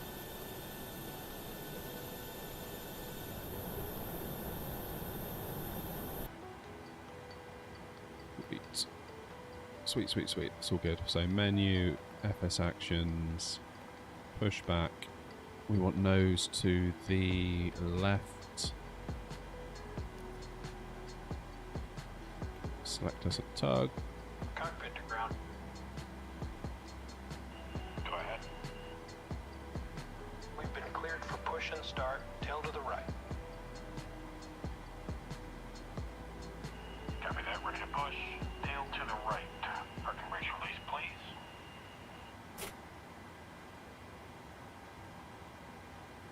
Brakes released.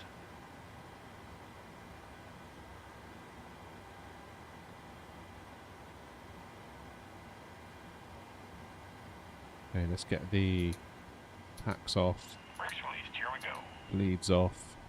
Engine 1 into ground mode. Hopefully we'll get an N2 value. Yes, we do.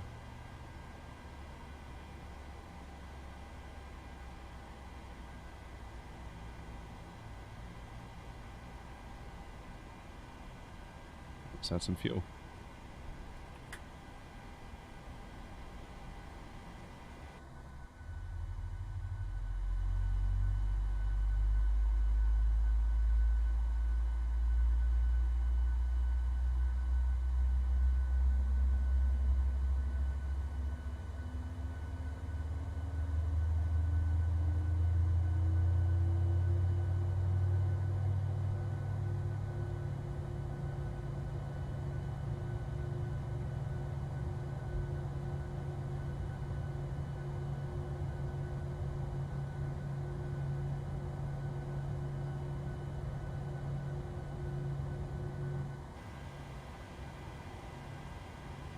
Looks like a good engine start. Let's go for engine 2 into ground.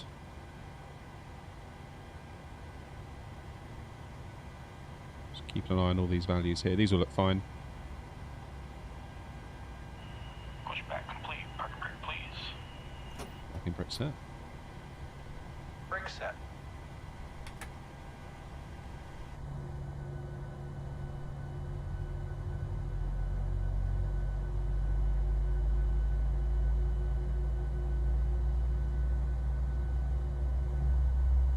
Right, let's get flap set to 5.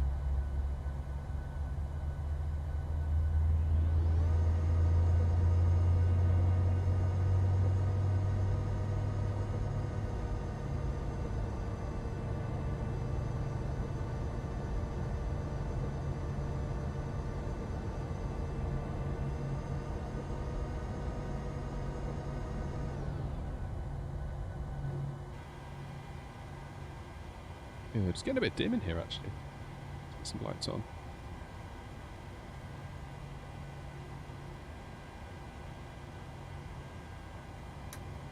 There we go. That'll help out a little bit, maybe. Alright, let's get our brakes into rejected takeoff. RTO. I feel like I'm forgetting something.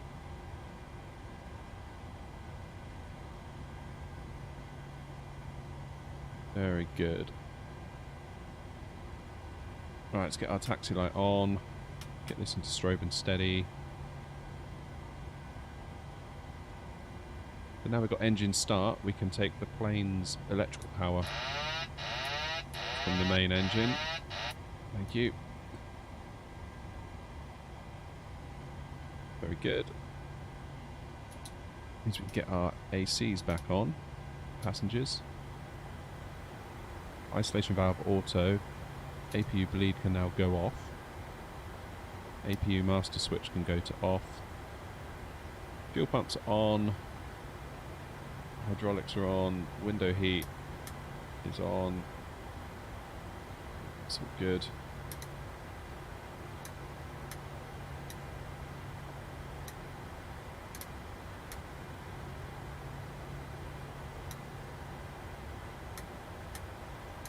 Why are they on overheat?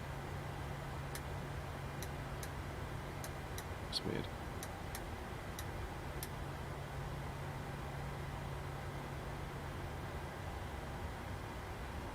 Good, that all looks normal.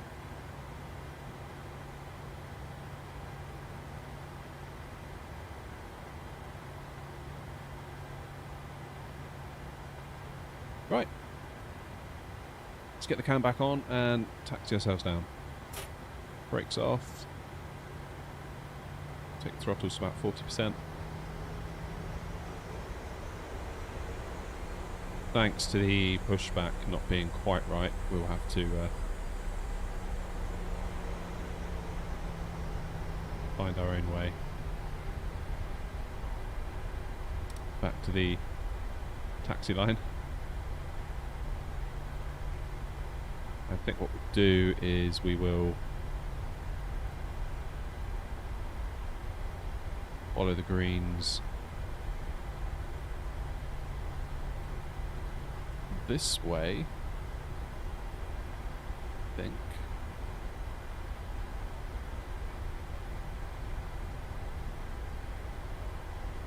Slightly concerned we're going to get a bit lost here. Let me just cheat.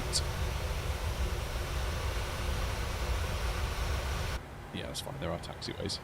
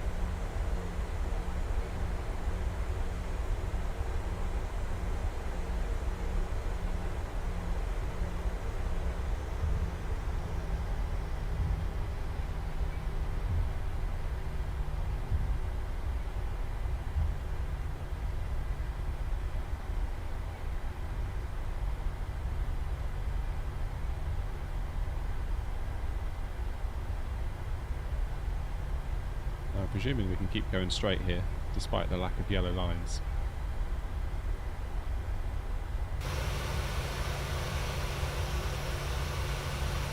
Yeah, I think that's just a bug. This is, after all, an AI-generated airport.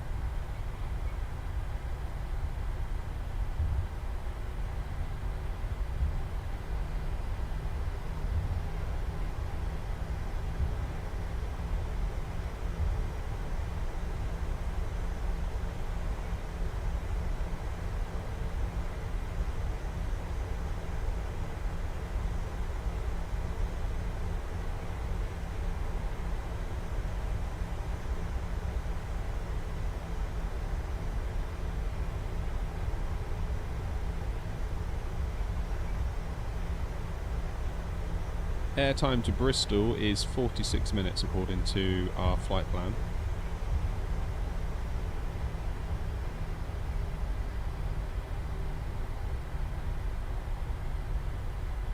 Okay, so it doesn't want us to go this way.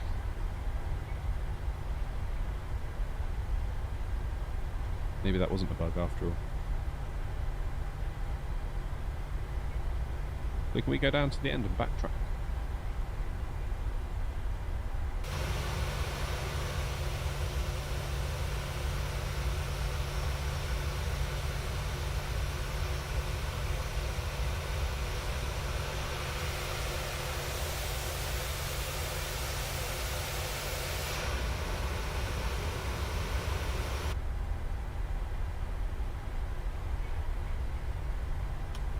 Right, landing lights on, engines into continuous.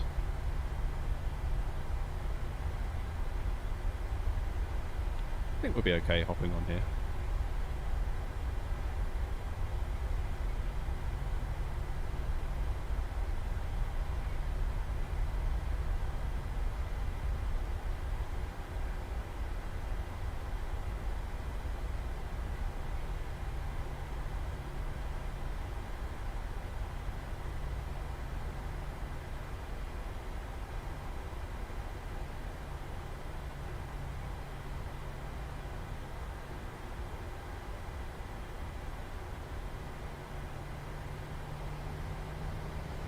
Let's turn and burn it, shall we?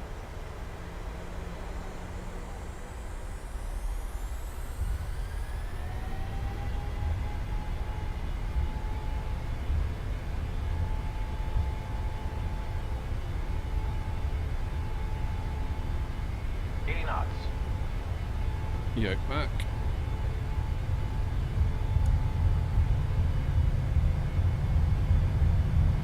V1. Rotate.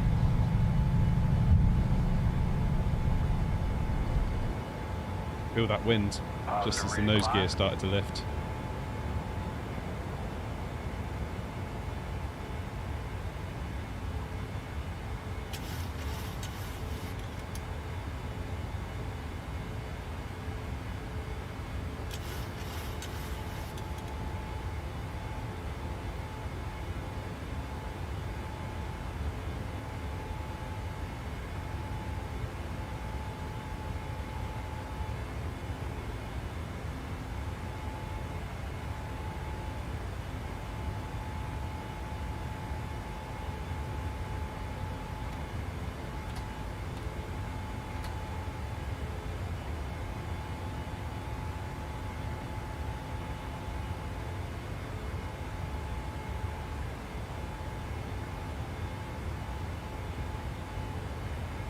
Nice. Right, get the feet off the rudder pedals now.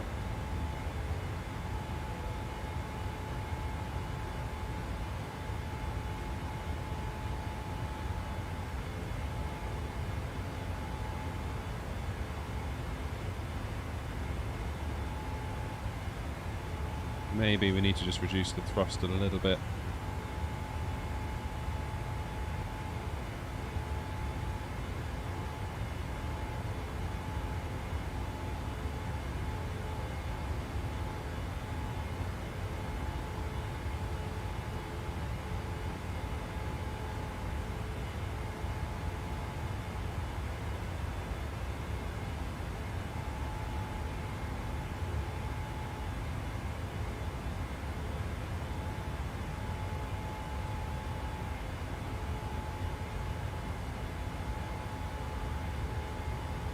So we'll just get around this corner.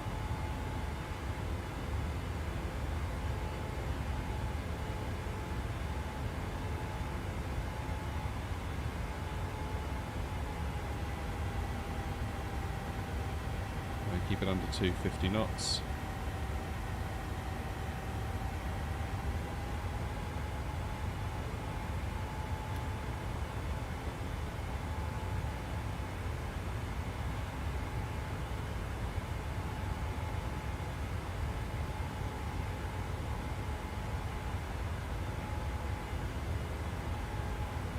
Good, so we've got LNAV armed, VNAV armed, N1, auto throttle. Let's get our engines, our brakes out of RTO, 10,000 feet. Get our lights sorted out. Engines out of continuous. Flaps are up. Gear is up. Good.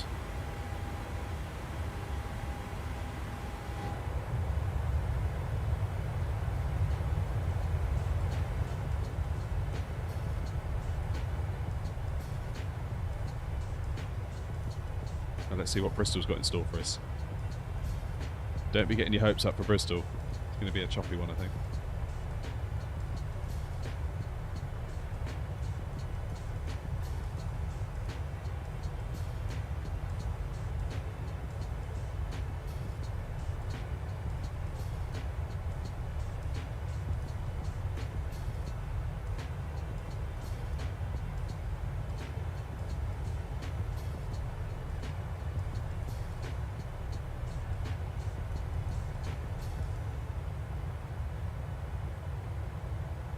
Thank you to everyone that has clicked the like button so far. It's much appreciated. That is, I know I always say it, but it's one of the best ways you can help any YouTuber, not just me. If you see something you like, just hitting that like button helps enormously. Because, you know, put yourself in YouTube's shoes. What's their job? Their job is to show as many people as possible the videos that they're most likely going to want to see. So how do they figure that out? What indicators have they got? Well, they've got how many people click on the video, they've got how long you stay on the video once you've clicked it, and they've also got, did you like it, did you leave a comment? Those are the cornerstones, really, of how YouTube works. So it really is important if you see something you like.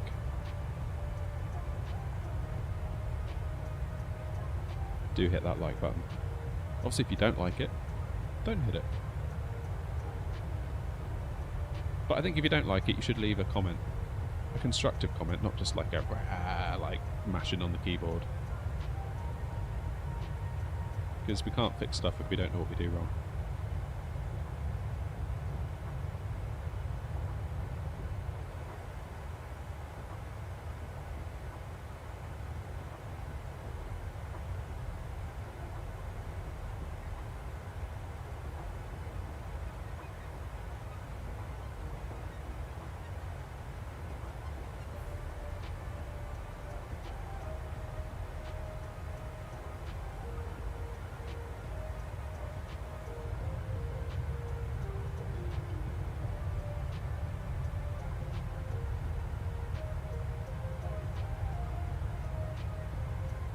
Yeah, cheers, Nick. I think we're going to need all the luck we can get coming into Bristol.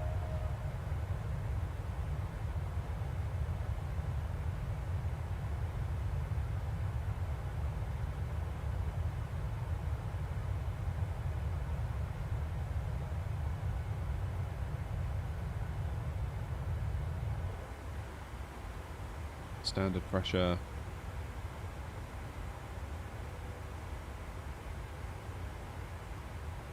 How are we looking on the legs?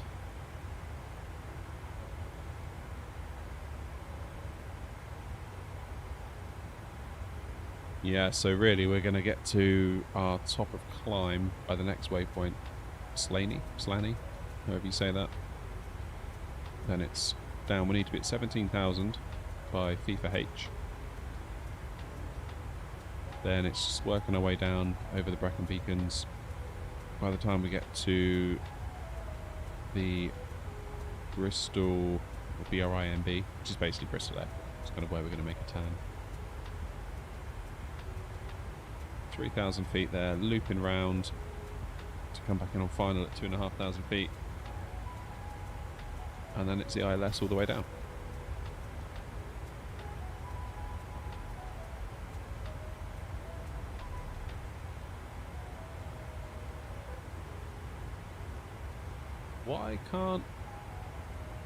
Why I can't online in Microsoft Flight Sim 2020?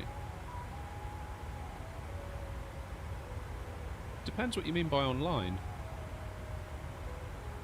you can have multiplayer traffic set to be kind of multiplayer, you know, anyone that's playing it that's on multiplayer. Or you can have live traffic in air quotes. Should just be an option.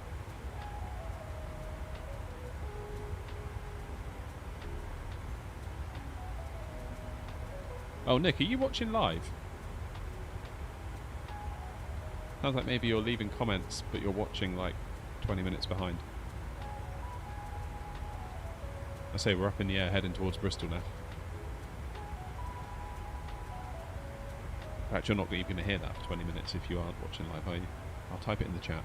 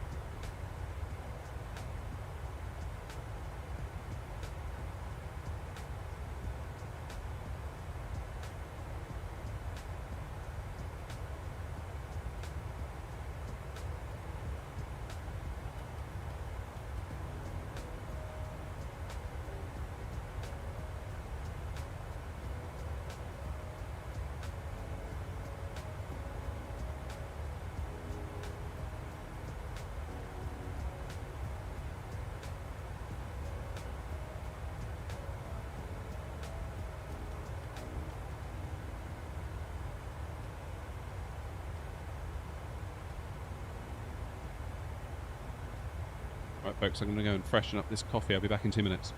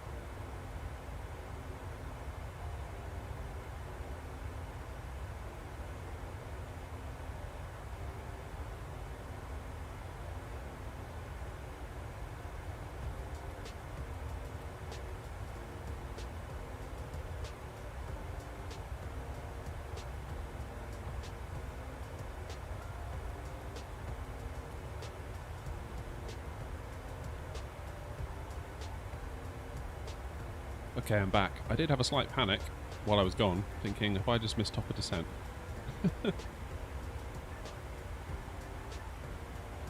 Doesn't look like it. No, we're good. We're good. When is top of descent?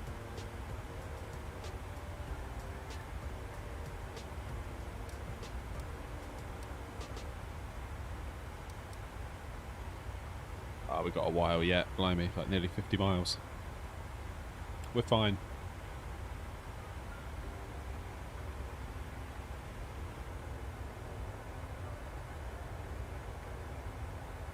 Flying around Ireland just makes me want to go back to Ireland. It really does.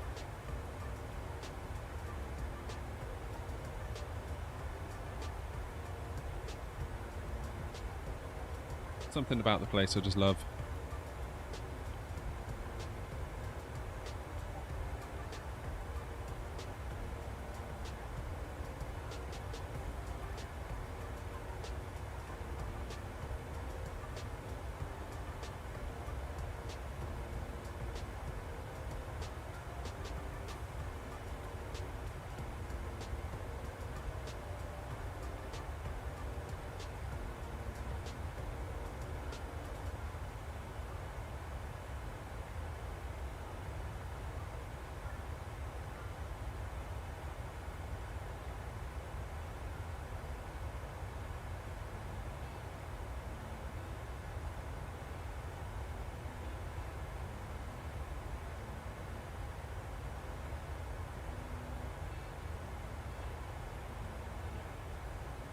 I didn't realise quite how hot it is in here until you go out and come back in. It's really hot.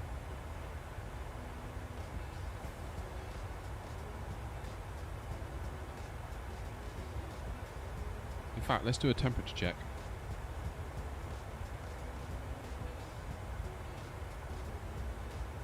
So the temperature of the air that's coming out of my PC, I just put a thermometer on the top over the exhaust vent. 36.2 degrees is what the PC is chucking out into the room. Which is loads.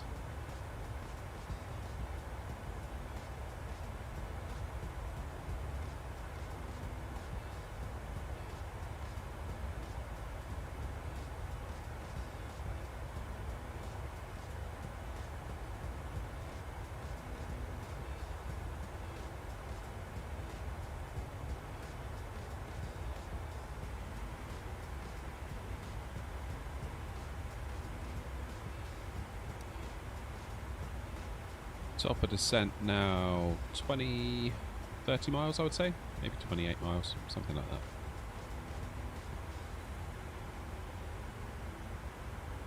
Not far, then the fun begins into Bristol. Like I say, crosswind landings in this plane is still something I'm working on. I think we got a little bit lucky there in Shannon, if I'm being completely honest. A little bit lucky. Because that was quite choppy coming in and I was struggling, if I'm being completely honest with you. Did not find that easy at all. But it turned out okay, but I think it's maybe more luck than judgment. Bristol, the conditions are worse, so I'm going to have to be a lot more on it, I think.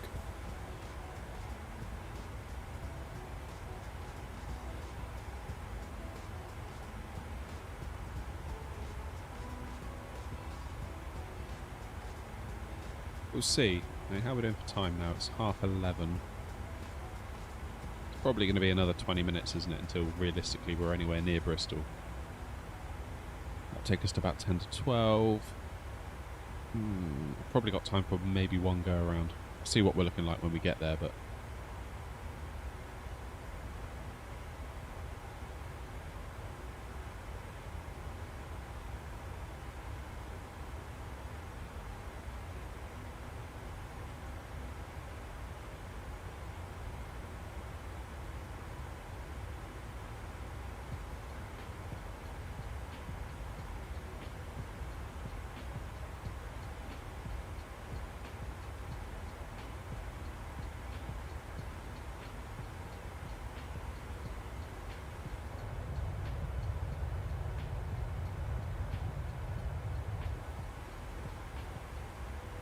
let's get 2,500 in the window. Then when it's time to descend, the plane should just do it for us.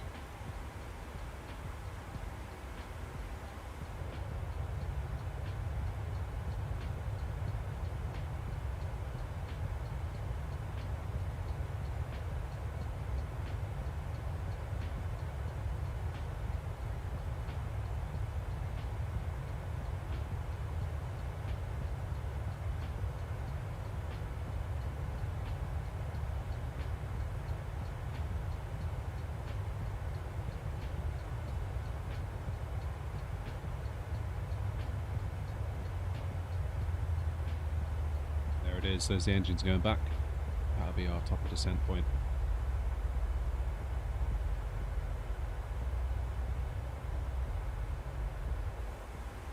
Let's just check it is actually doing it. Oh no, it's actually just reducing speed, but top of descent is any moment as well.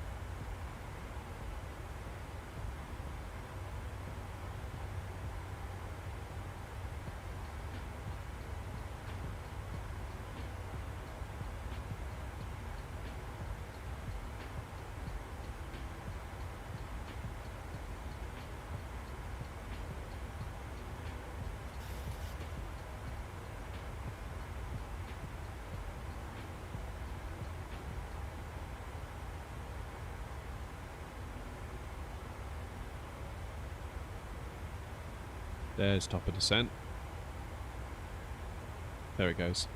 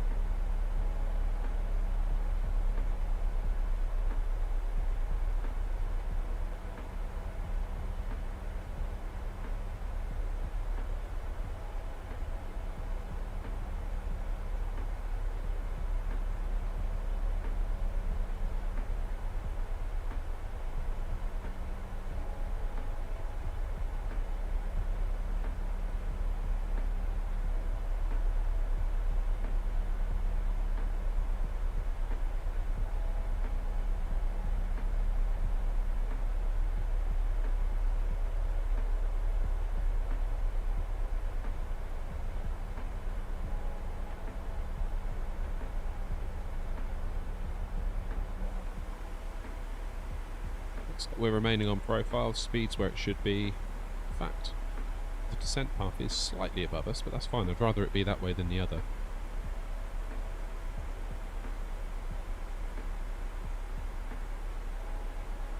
Let's check in on that weather at Bristol.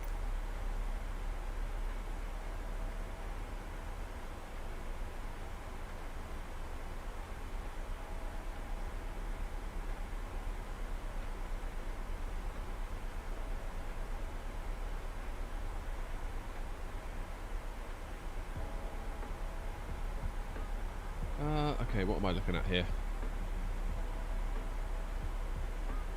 170.11, gusts of 20. Oh my goodness. Alright, well, this ought to be good, didn't it?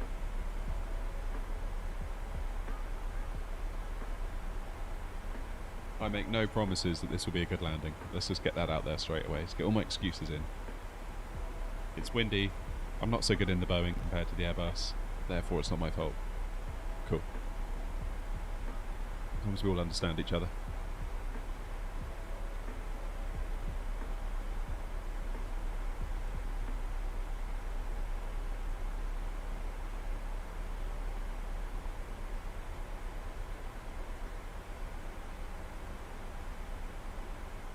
Just coming over the coast of Wales now, aren't we? Would that be Pembroke or Fishguard? can't see, can we? No, not really.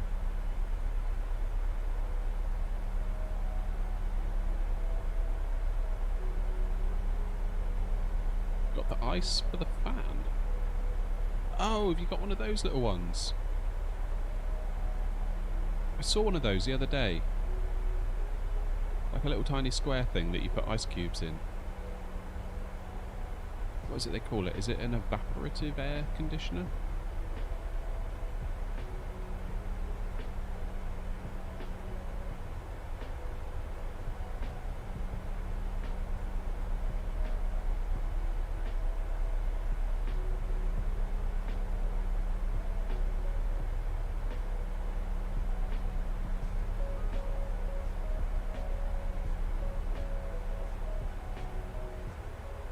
Thinking maybe of picking one of those up and giving it a try, because if it's cheap enough and it does the job.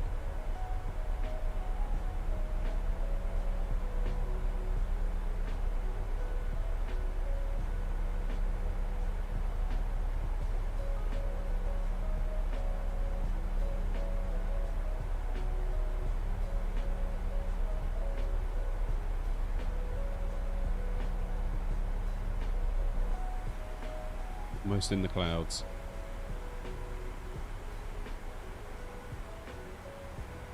Two foot high and a foot square.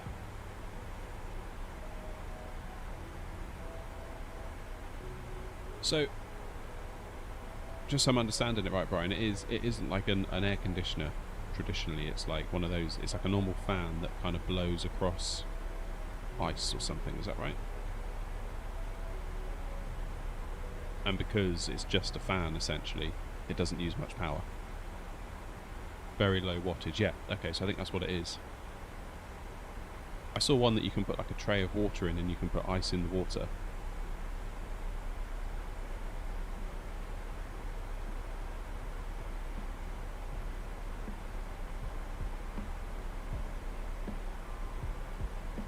Fairly certain it was, they called it like an evaporative air conditioner.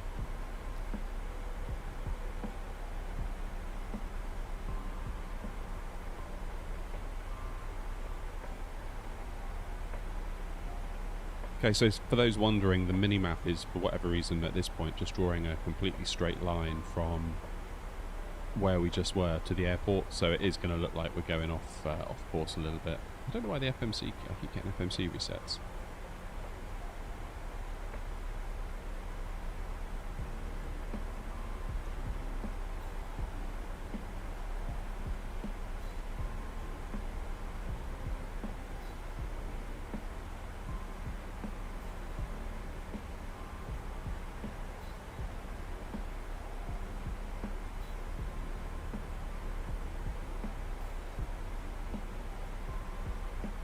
Just looking, Brian, I can get one from Screwfix for 80 quid.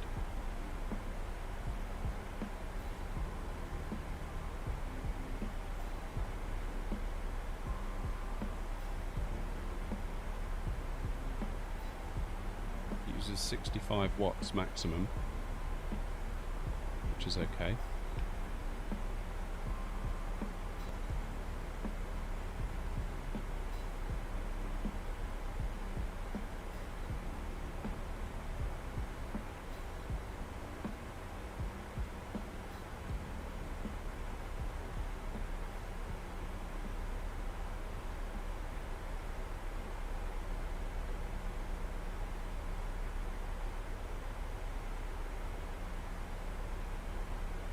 Yeah, looking at the review section of it, it does seem you put a tank of water in it, and then people are saying if it's a super hot day, just basically fill the tank with like ice water, and it makes it even cooler.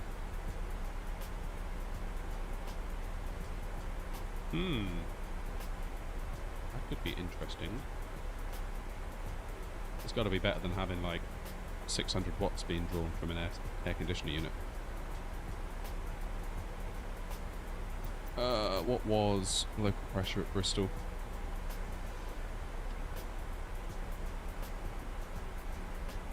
(1018).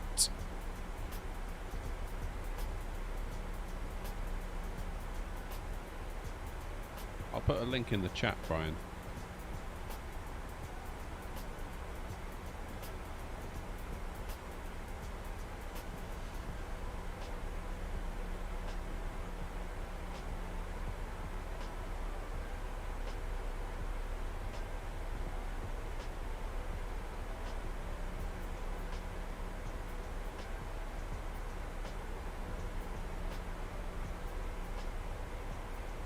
Oh, I can't actually. The link is too long for YouTube.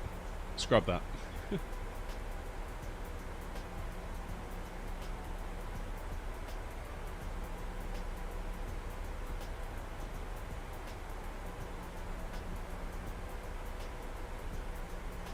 Yeah, that sounds about right. So is that effective then? I'm just wondering if I've got like the extraction system going on, sort of like keeping the air moving, and if I bore the holes to get the PC exhausting out of the room, one of those might just do the trick.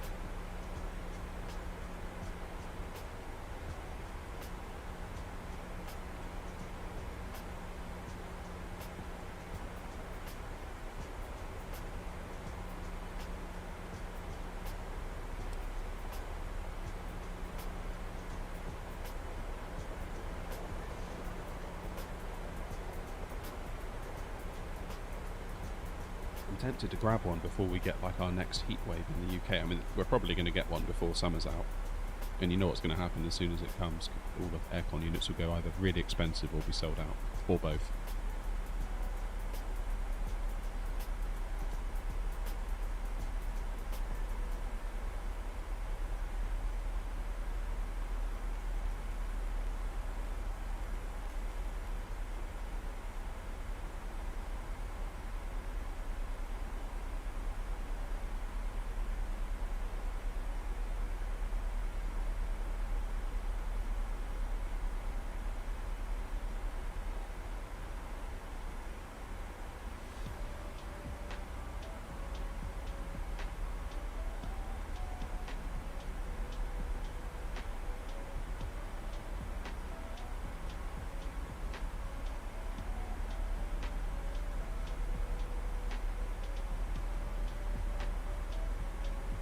Doesn't impact the room that much.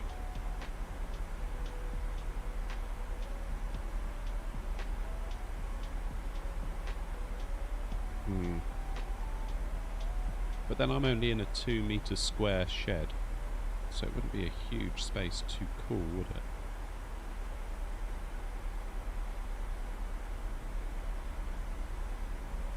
Yeah, I mean, I guess putting it up against 38 degrees is a tall order, isn't it?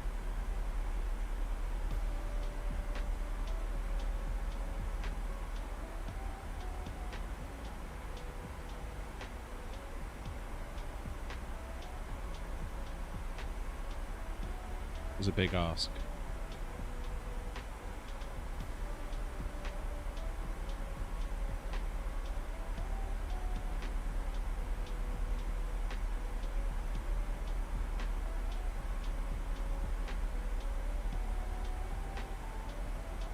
Okay, so we're coming up on 10,000 feet.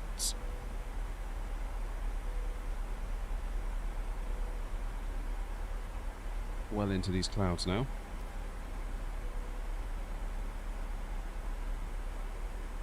I don't know why I keep getting FMC reset lights. I've got another one. Why does that keep happening? Unable 250 knots. There you go. Let's clear that. We'll be able to do 250, just use some speed brakes.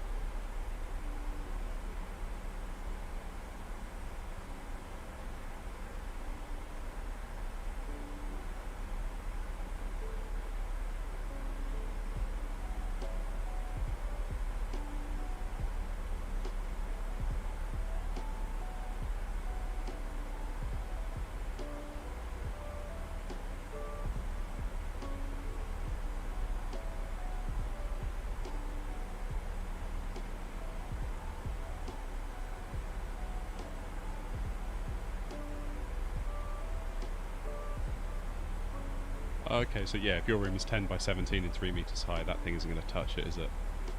Equally, if you had an AC unit going in there to cool the entire room, that is going to just be working and working and working and working, isn't it? Yeah.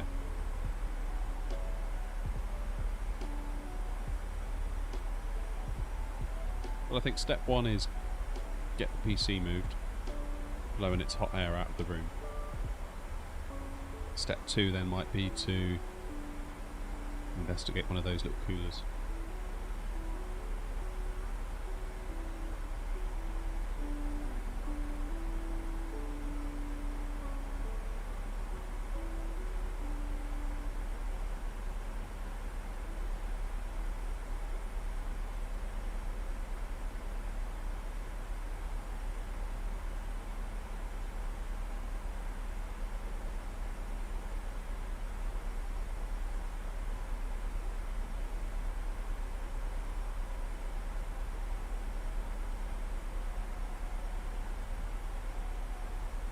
It's nearly time for lights, isn't it?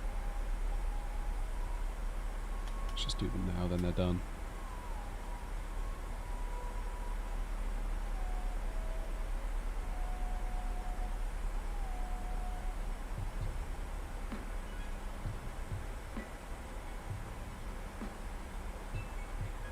Cool, everything's looking good up there.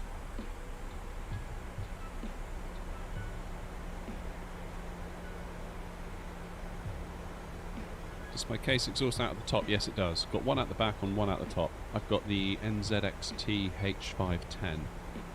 So a bit of a strange case in that it doesn't have any intake on the front. It does, it has a very small cutout on the one of the sides. But the idea is if you put both of the fans in exhaust, that then puts the case into a negative pressure situation, so it will then draw in air from literally anywhere else where there's a gap in the case. So like the kind of PCI Express slots that you get, those little bits that sit beneath your graphics card, those have got holes in on my case. Air comes in through there, air comes in through the front, from the bottom, and then gets exhausted out of the back and the top.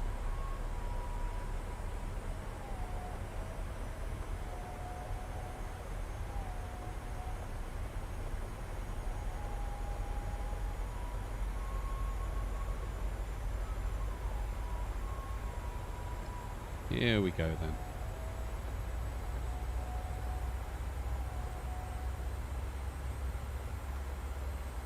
Get those speed brakes away, see if we can maintain speed.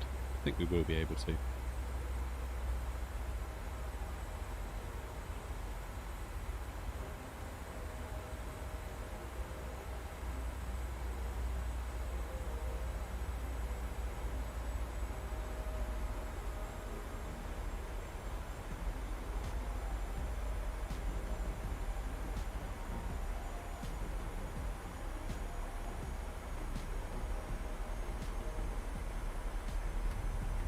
Speed's starting to creep up a bit. Let's get some speed brakes back on again.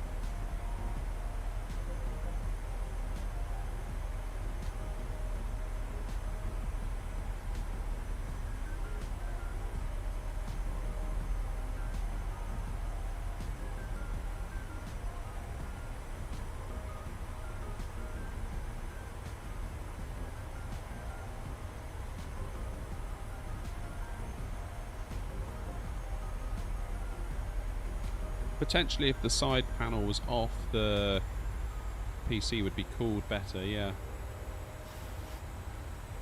If you were to look at some like case reviews on YouTube, quite often the case reviewers will say, with the side panel on, the graphics card and CPU temperature are this, with the side panel off, they are that.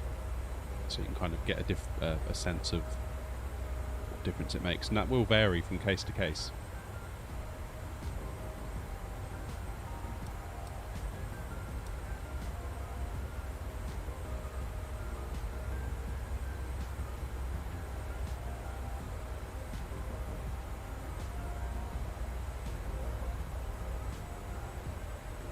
Yeah, my case is a bit of an outlier. It shouldn't really be that good, but it kind of works.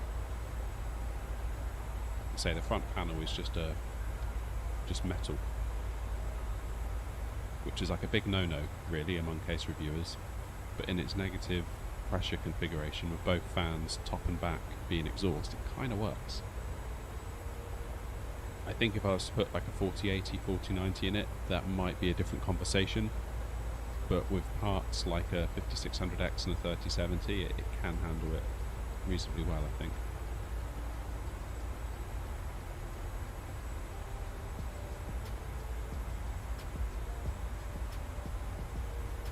So when are we going to get to see some stuff? Feels like we've just been in clouds for the last, what, 10,000 feet?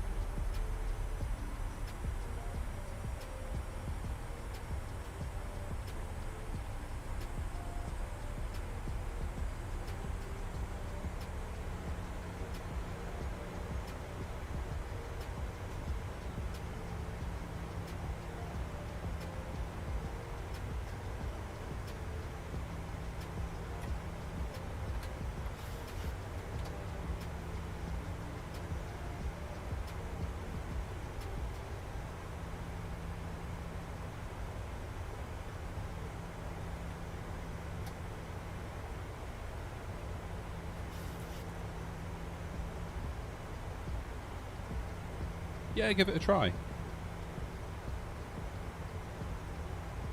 It might be that the GPU can breathe a bit more.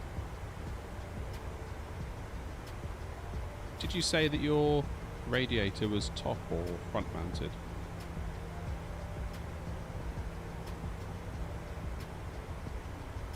If it's top mounted, there's an argument maybe that if the GPU heat can escape the case easier because of the lack of a side panel,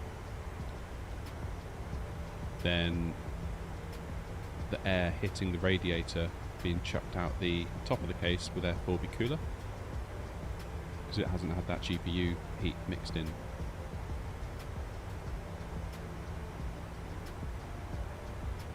Yours got a glass side and it's so hot. Yeah, I've got like a hot spot on mine. If I touch a certain point, basically where the GPU kind of kicks a load of heat out of the side of itself, yeah, it is very, very hot there.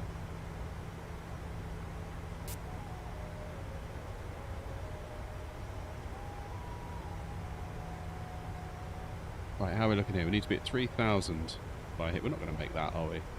Drag required. Yeah, I know.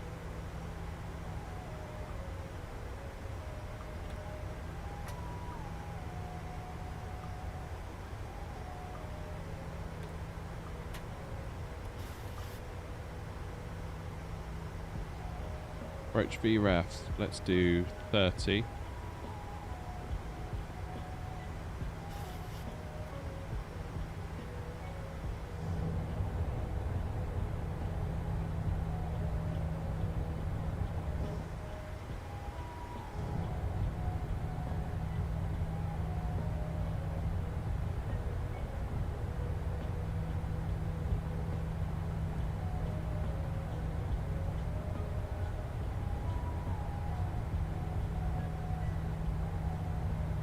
Let's kill the music. Time to concentrate now.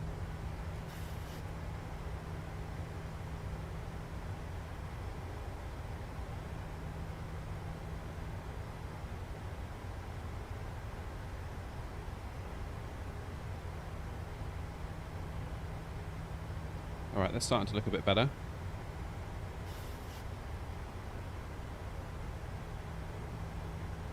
Comes out the top, so you've got like a liquid cooler then, haven't you? So a radiator screwed to the top of your case, fans pushing air from the case out of the case.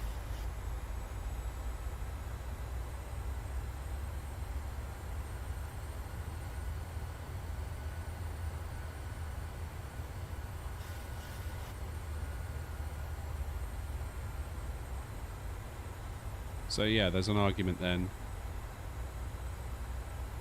If the radiator is screwed to the top of your case, losing the side panel might let the GPU heat escape, therefore putting less work on the CPU cooler, which might drop your CPU temps. Okay, auto brake 3 I think for Bristol. Not an exact science behind that decision, but I feel like 2 is never quite enough. Engines into continuous. Taxi lights on, landing lights on.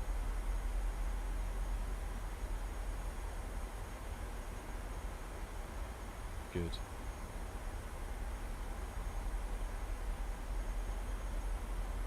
ILS is 11015. Put it in the other side as well. 11015.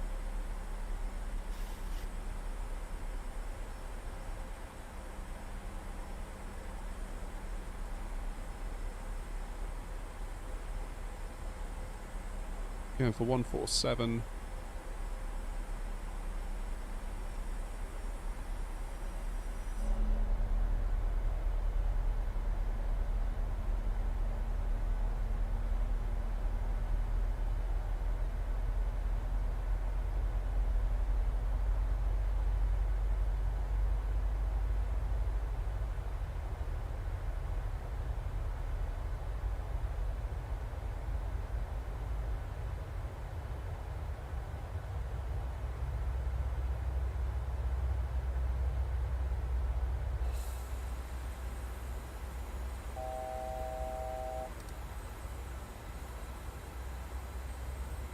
Okay, let's get gear down, then we can start extending our flaps beyond flaps 5 without getting that annoying buzzer.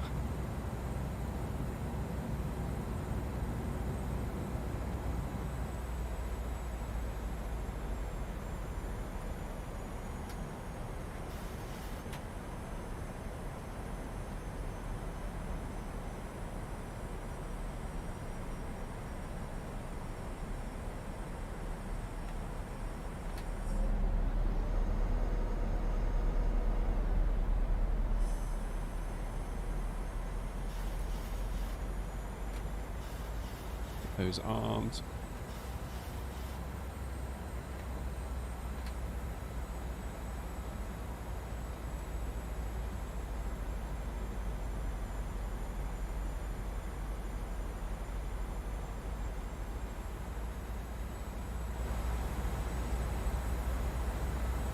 Okay, yoke cam at the ready. So gear is down, spoilers are armed, auto brakes 3, flaps 30. Lights are on. Engines are continuous. Oh my goodness, look at that crab. Oh, blimey.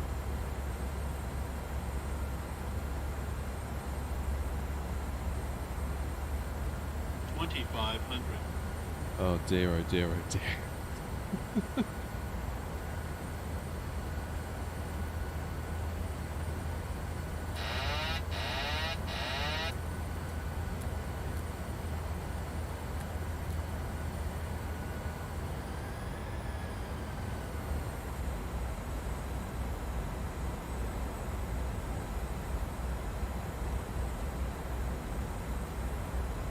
Where's approach mode disappeared to?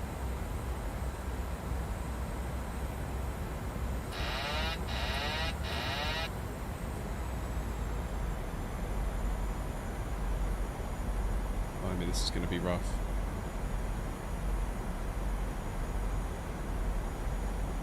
Okay, we need to get over to the right significantly. This is absolutely ridiculous.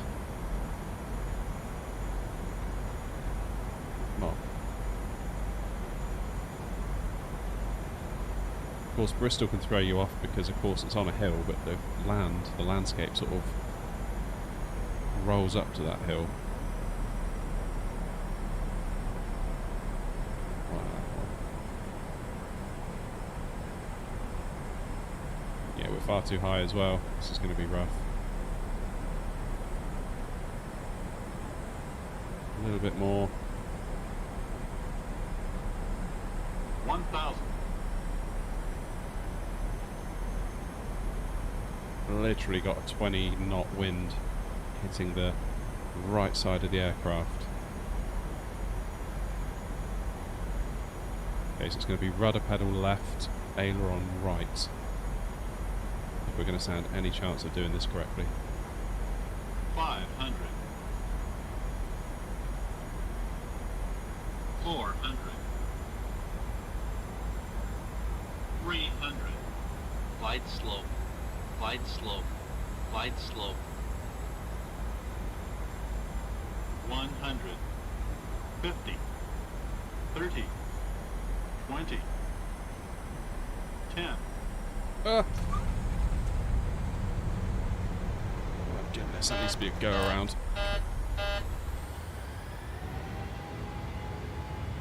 Let's try that again, shall we? Whoa, that is windy.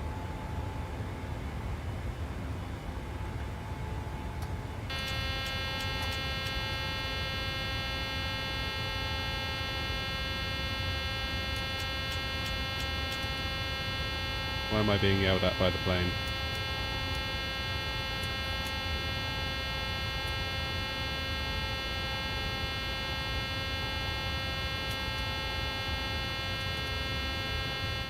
Sorry, I'll get rid of that beep for a moment.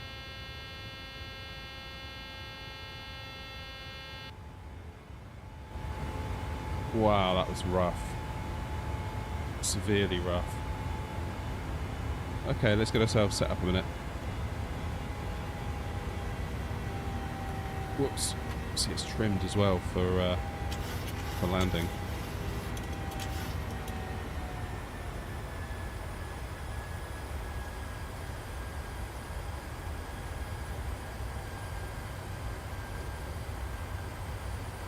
Heading select.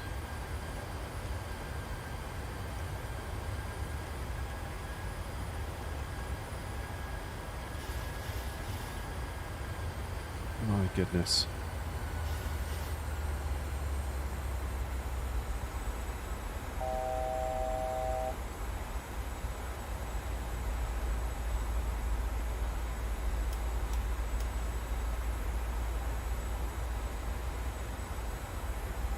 Right, let's try that again, shall we?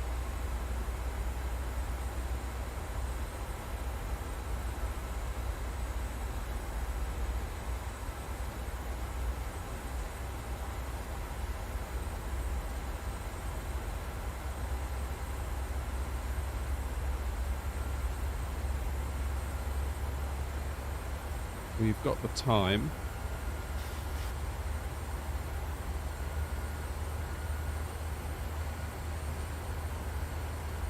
So let's try and make a decent job of it.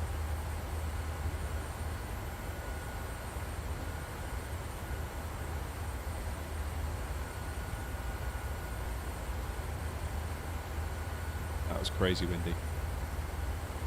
I told you I wasn't good in the 737.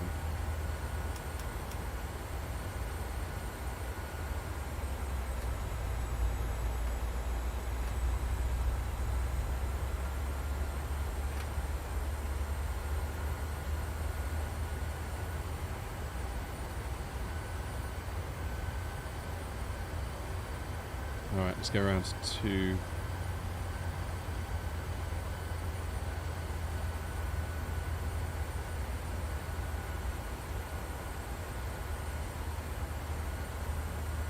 .270.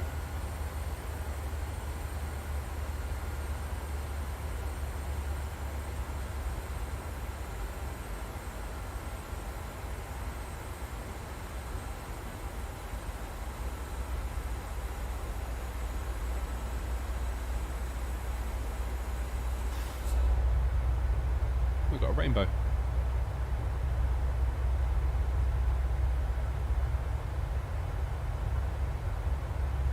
So the airport should be out this window somewhere. There it is, I think.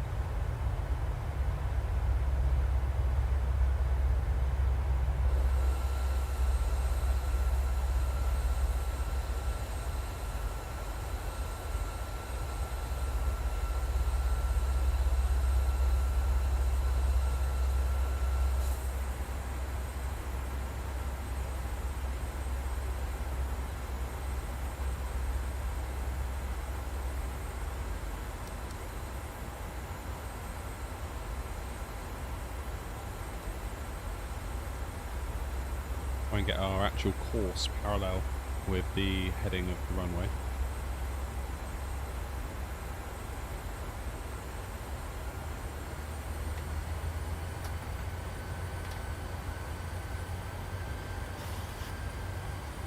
We'll go to 220 knots.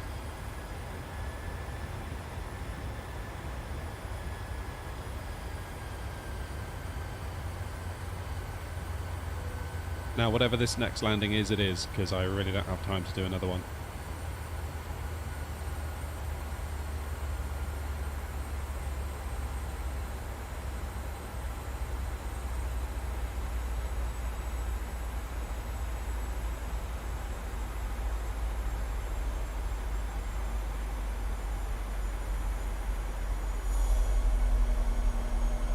There's the airport.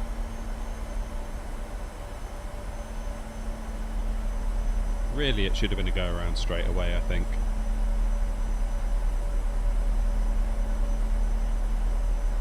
We were clearly coming in too hot, too fast from the outset.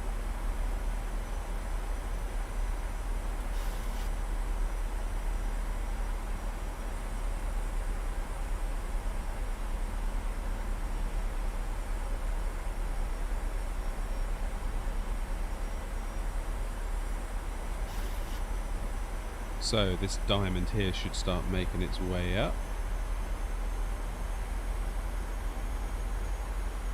as we get further out from the airport. We'll try it again.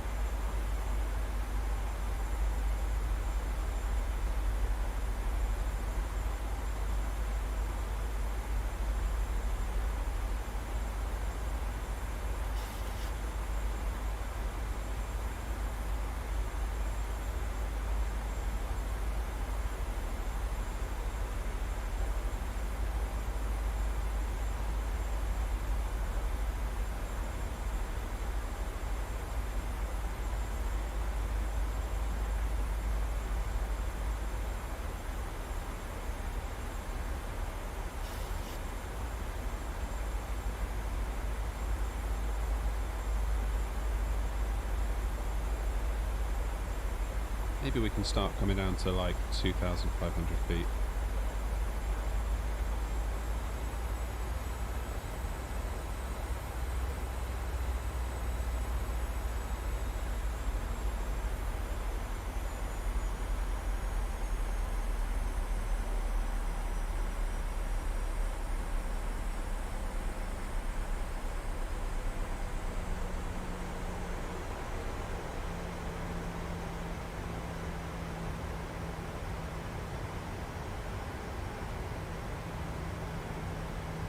There it is, glide slope is now above us.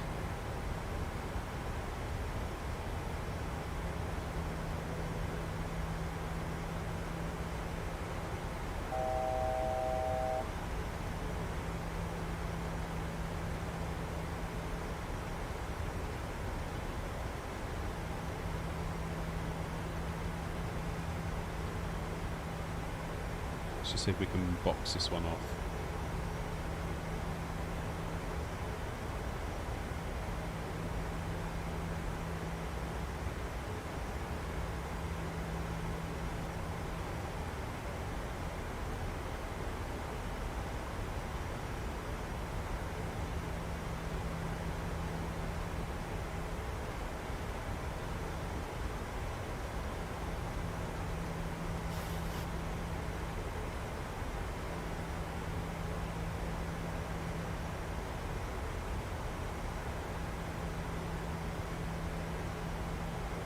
$2,500.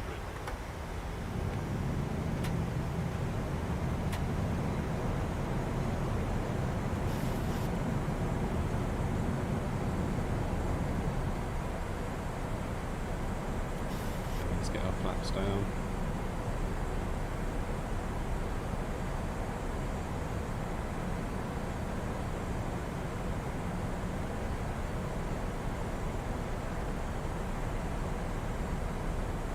Right, auto brakes, 3, engines with continuous, lights are on, gear is down.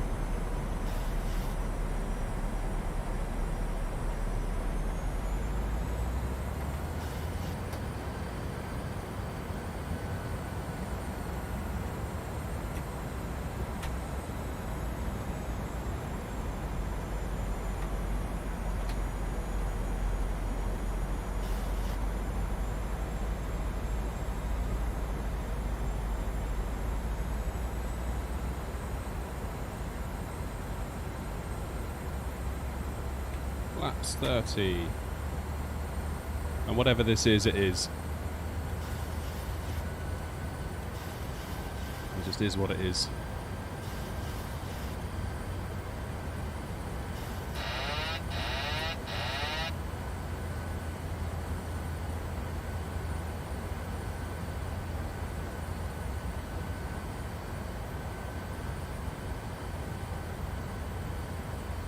Okay, taking manual control.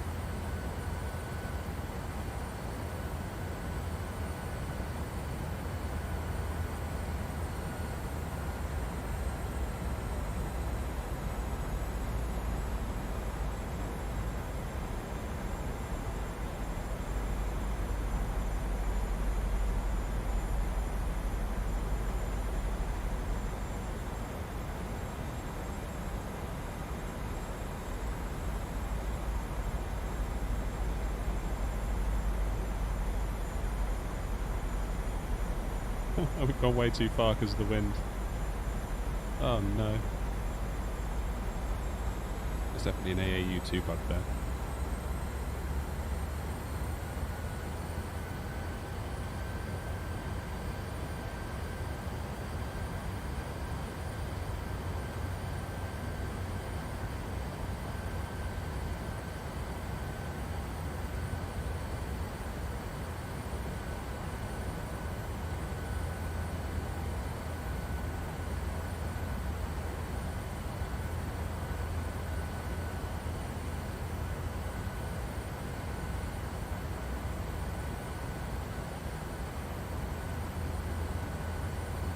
Maximum concentration now.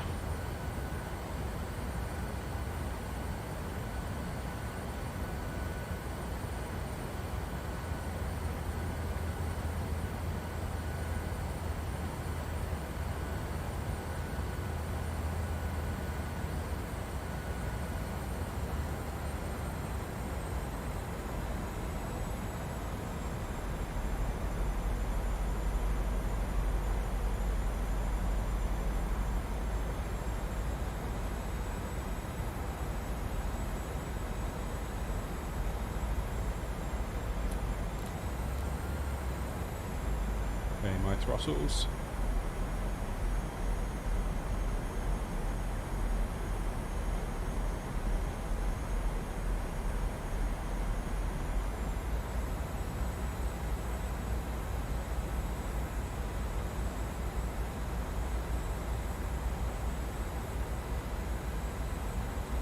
Tricky one, this. Very tricky one.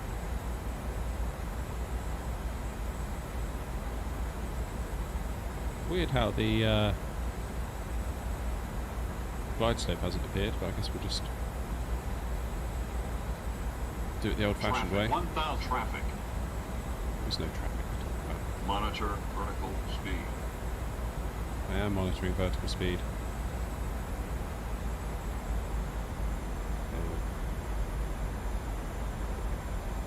A little bit on the high side. That wind is absolutely annihilating us.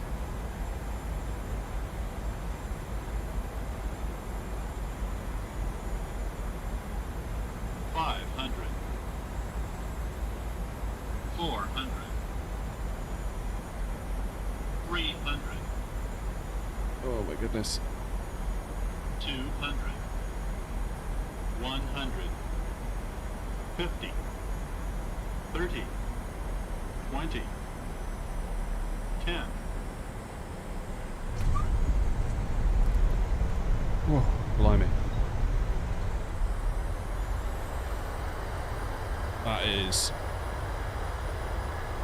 That was severe. Why did the weather just reload on us then when we touched down?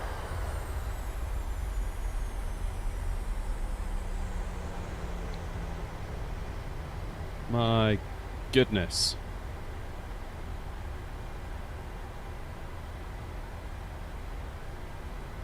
That's 290 feet per minute, which wasn't awful actually. That was some crazy wind. I think the mistake I made there was once we touched down I didn't hold the rudder pedal to the left enough, and I didn't give it enough right aileron.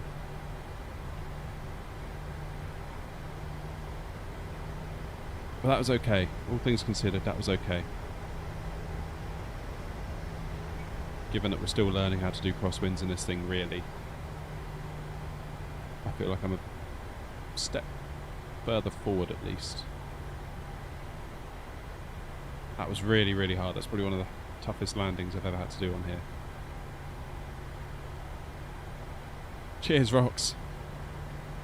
Yeah, sorry about the bumpy landing there. I don't know why the clouds reloaded. Literally, the minute I touched down, the clouds just completely reloaded.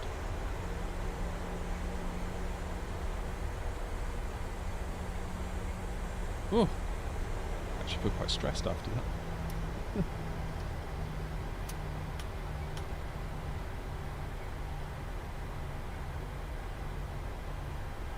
Right, where are we going to park? Seems to be a lot of ATRs that have spawned here for some reason, which is unusual.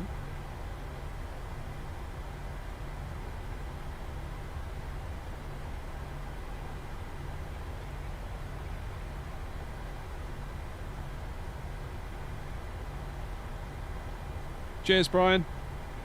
Nice to see you as always. Hope you have a good day.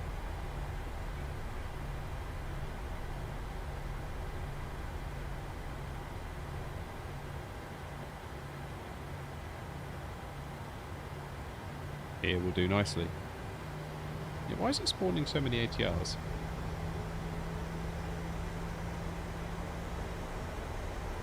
Oh man, that landing. Stressed.com.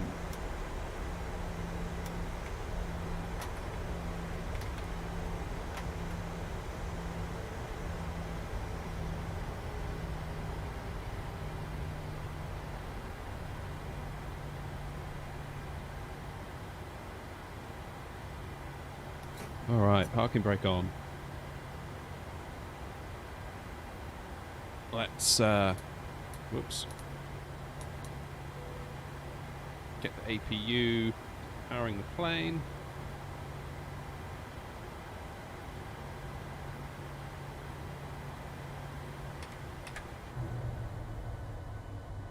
And there we have it. We made it to Bristol. That was tough. I'm not going to lie, that was very, very tough. Looking at the landing report, our first one where we did a go around was 388 feet per minute. And then our second attempt, it was much more on the money in terms of being on the centre line, albeit we weren't quite on the centre line. 291 feet per minute, which isn't bad. I definitely feel like there's some takeaways from that. Perhaps need to be more aggressive on holding the rudder pedal in the decrab position, because obviously I'm going to push my left foot forward on the rudder pedals to bring the nose of the aircraft round ready for landing. I made the mistake then of once I touched down thinking I better pull back on the rudder pedals, bring them back to the neutral position, otherwise my nose is going to continually go round to the left, but of course it doesn't, because you need the left rudder to counteract the wind hitting the tail of the aircraft. That's a bad habit I've got, and I definitely need to address that. And the only way we address these things is through practice. So although it wasn't a great landing, I am actually quite pleased with it, if you can say that. But yeah, that was good fun. I really enjoyed this morning's stream. Thank you all for your company. Always appreciated. Thank you for the support. Thank you for the likes. And I'm hoping we'll be back tomorrow evening, around about 7 PM UK time.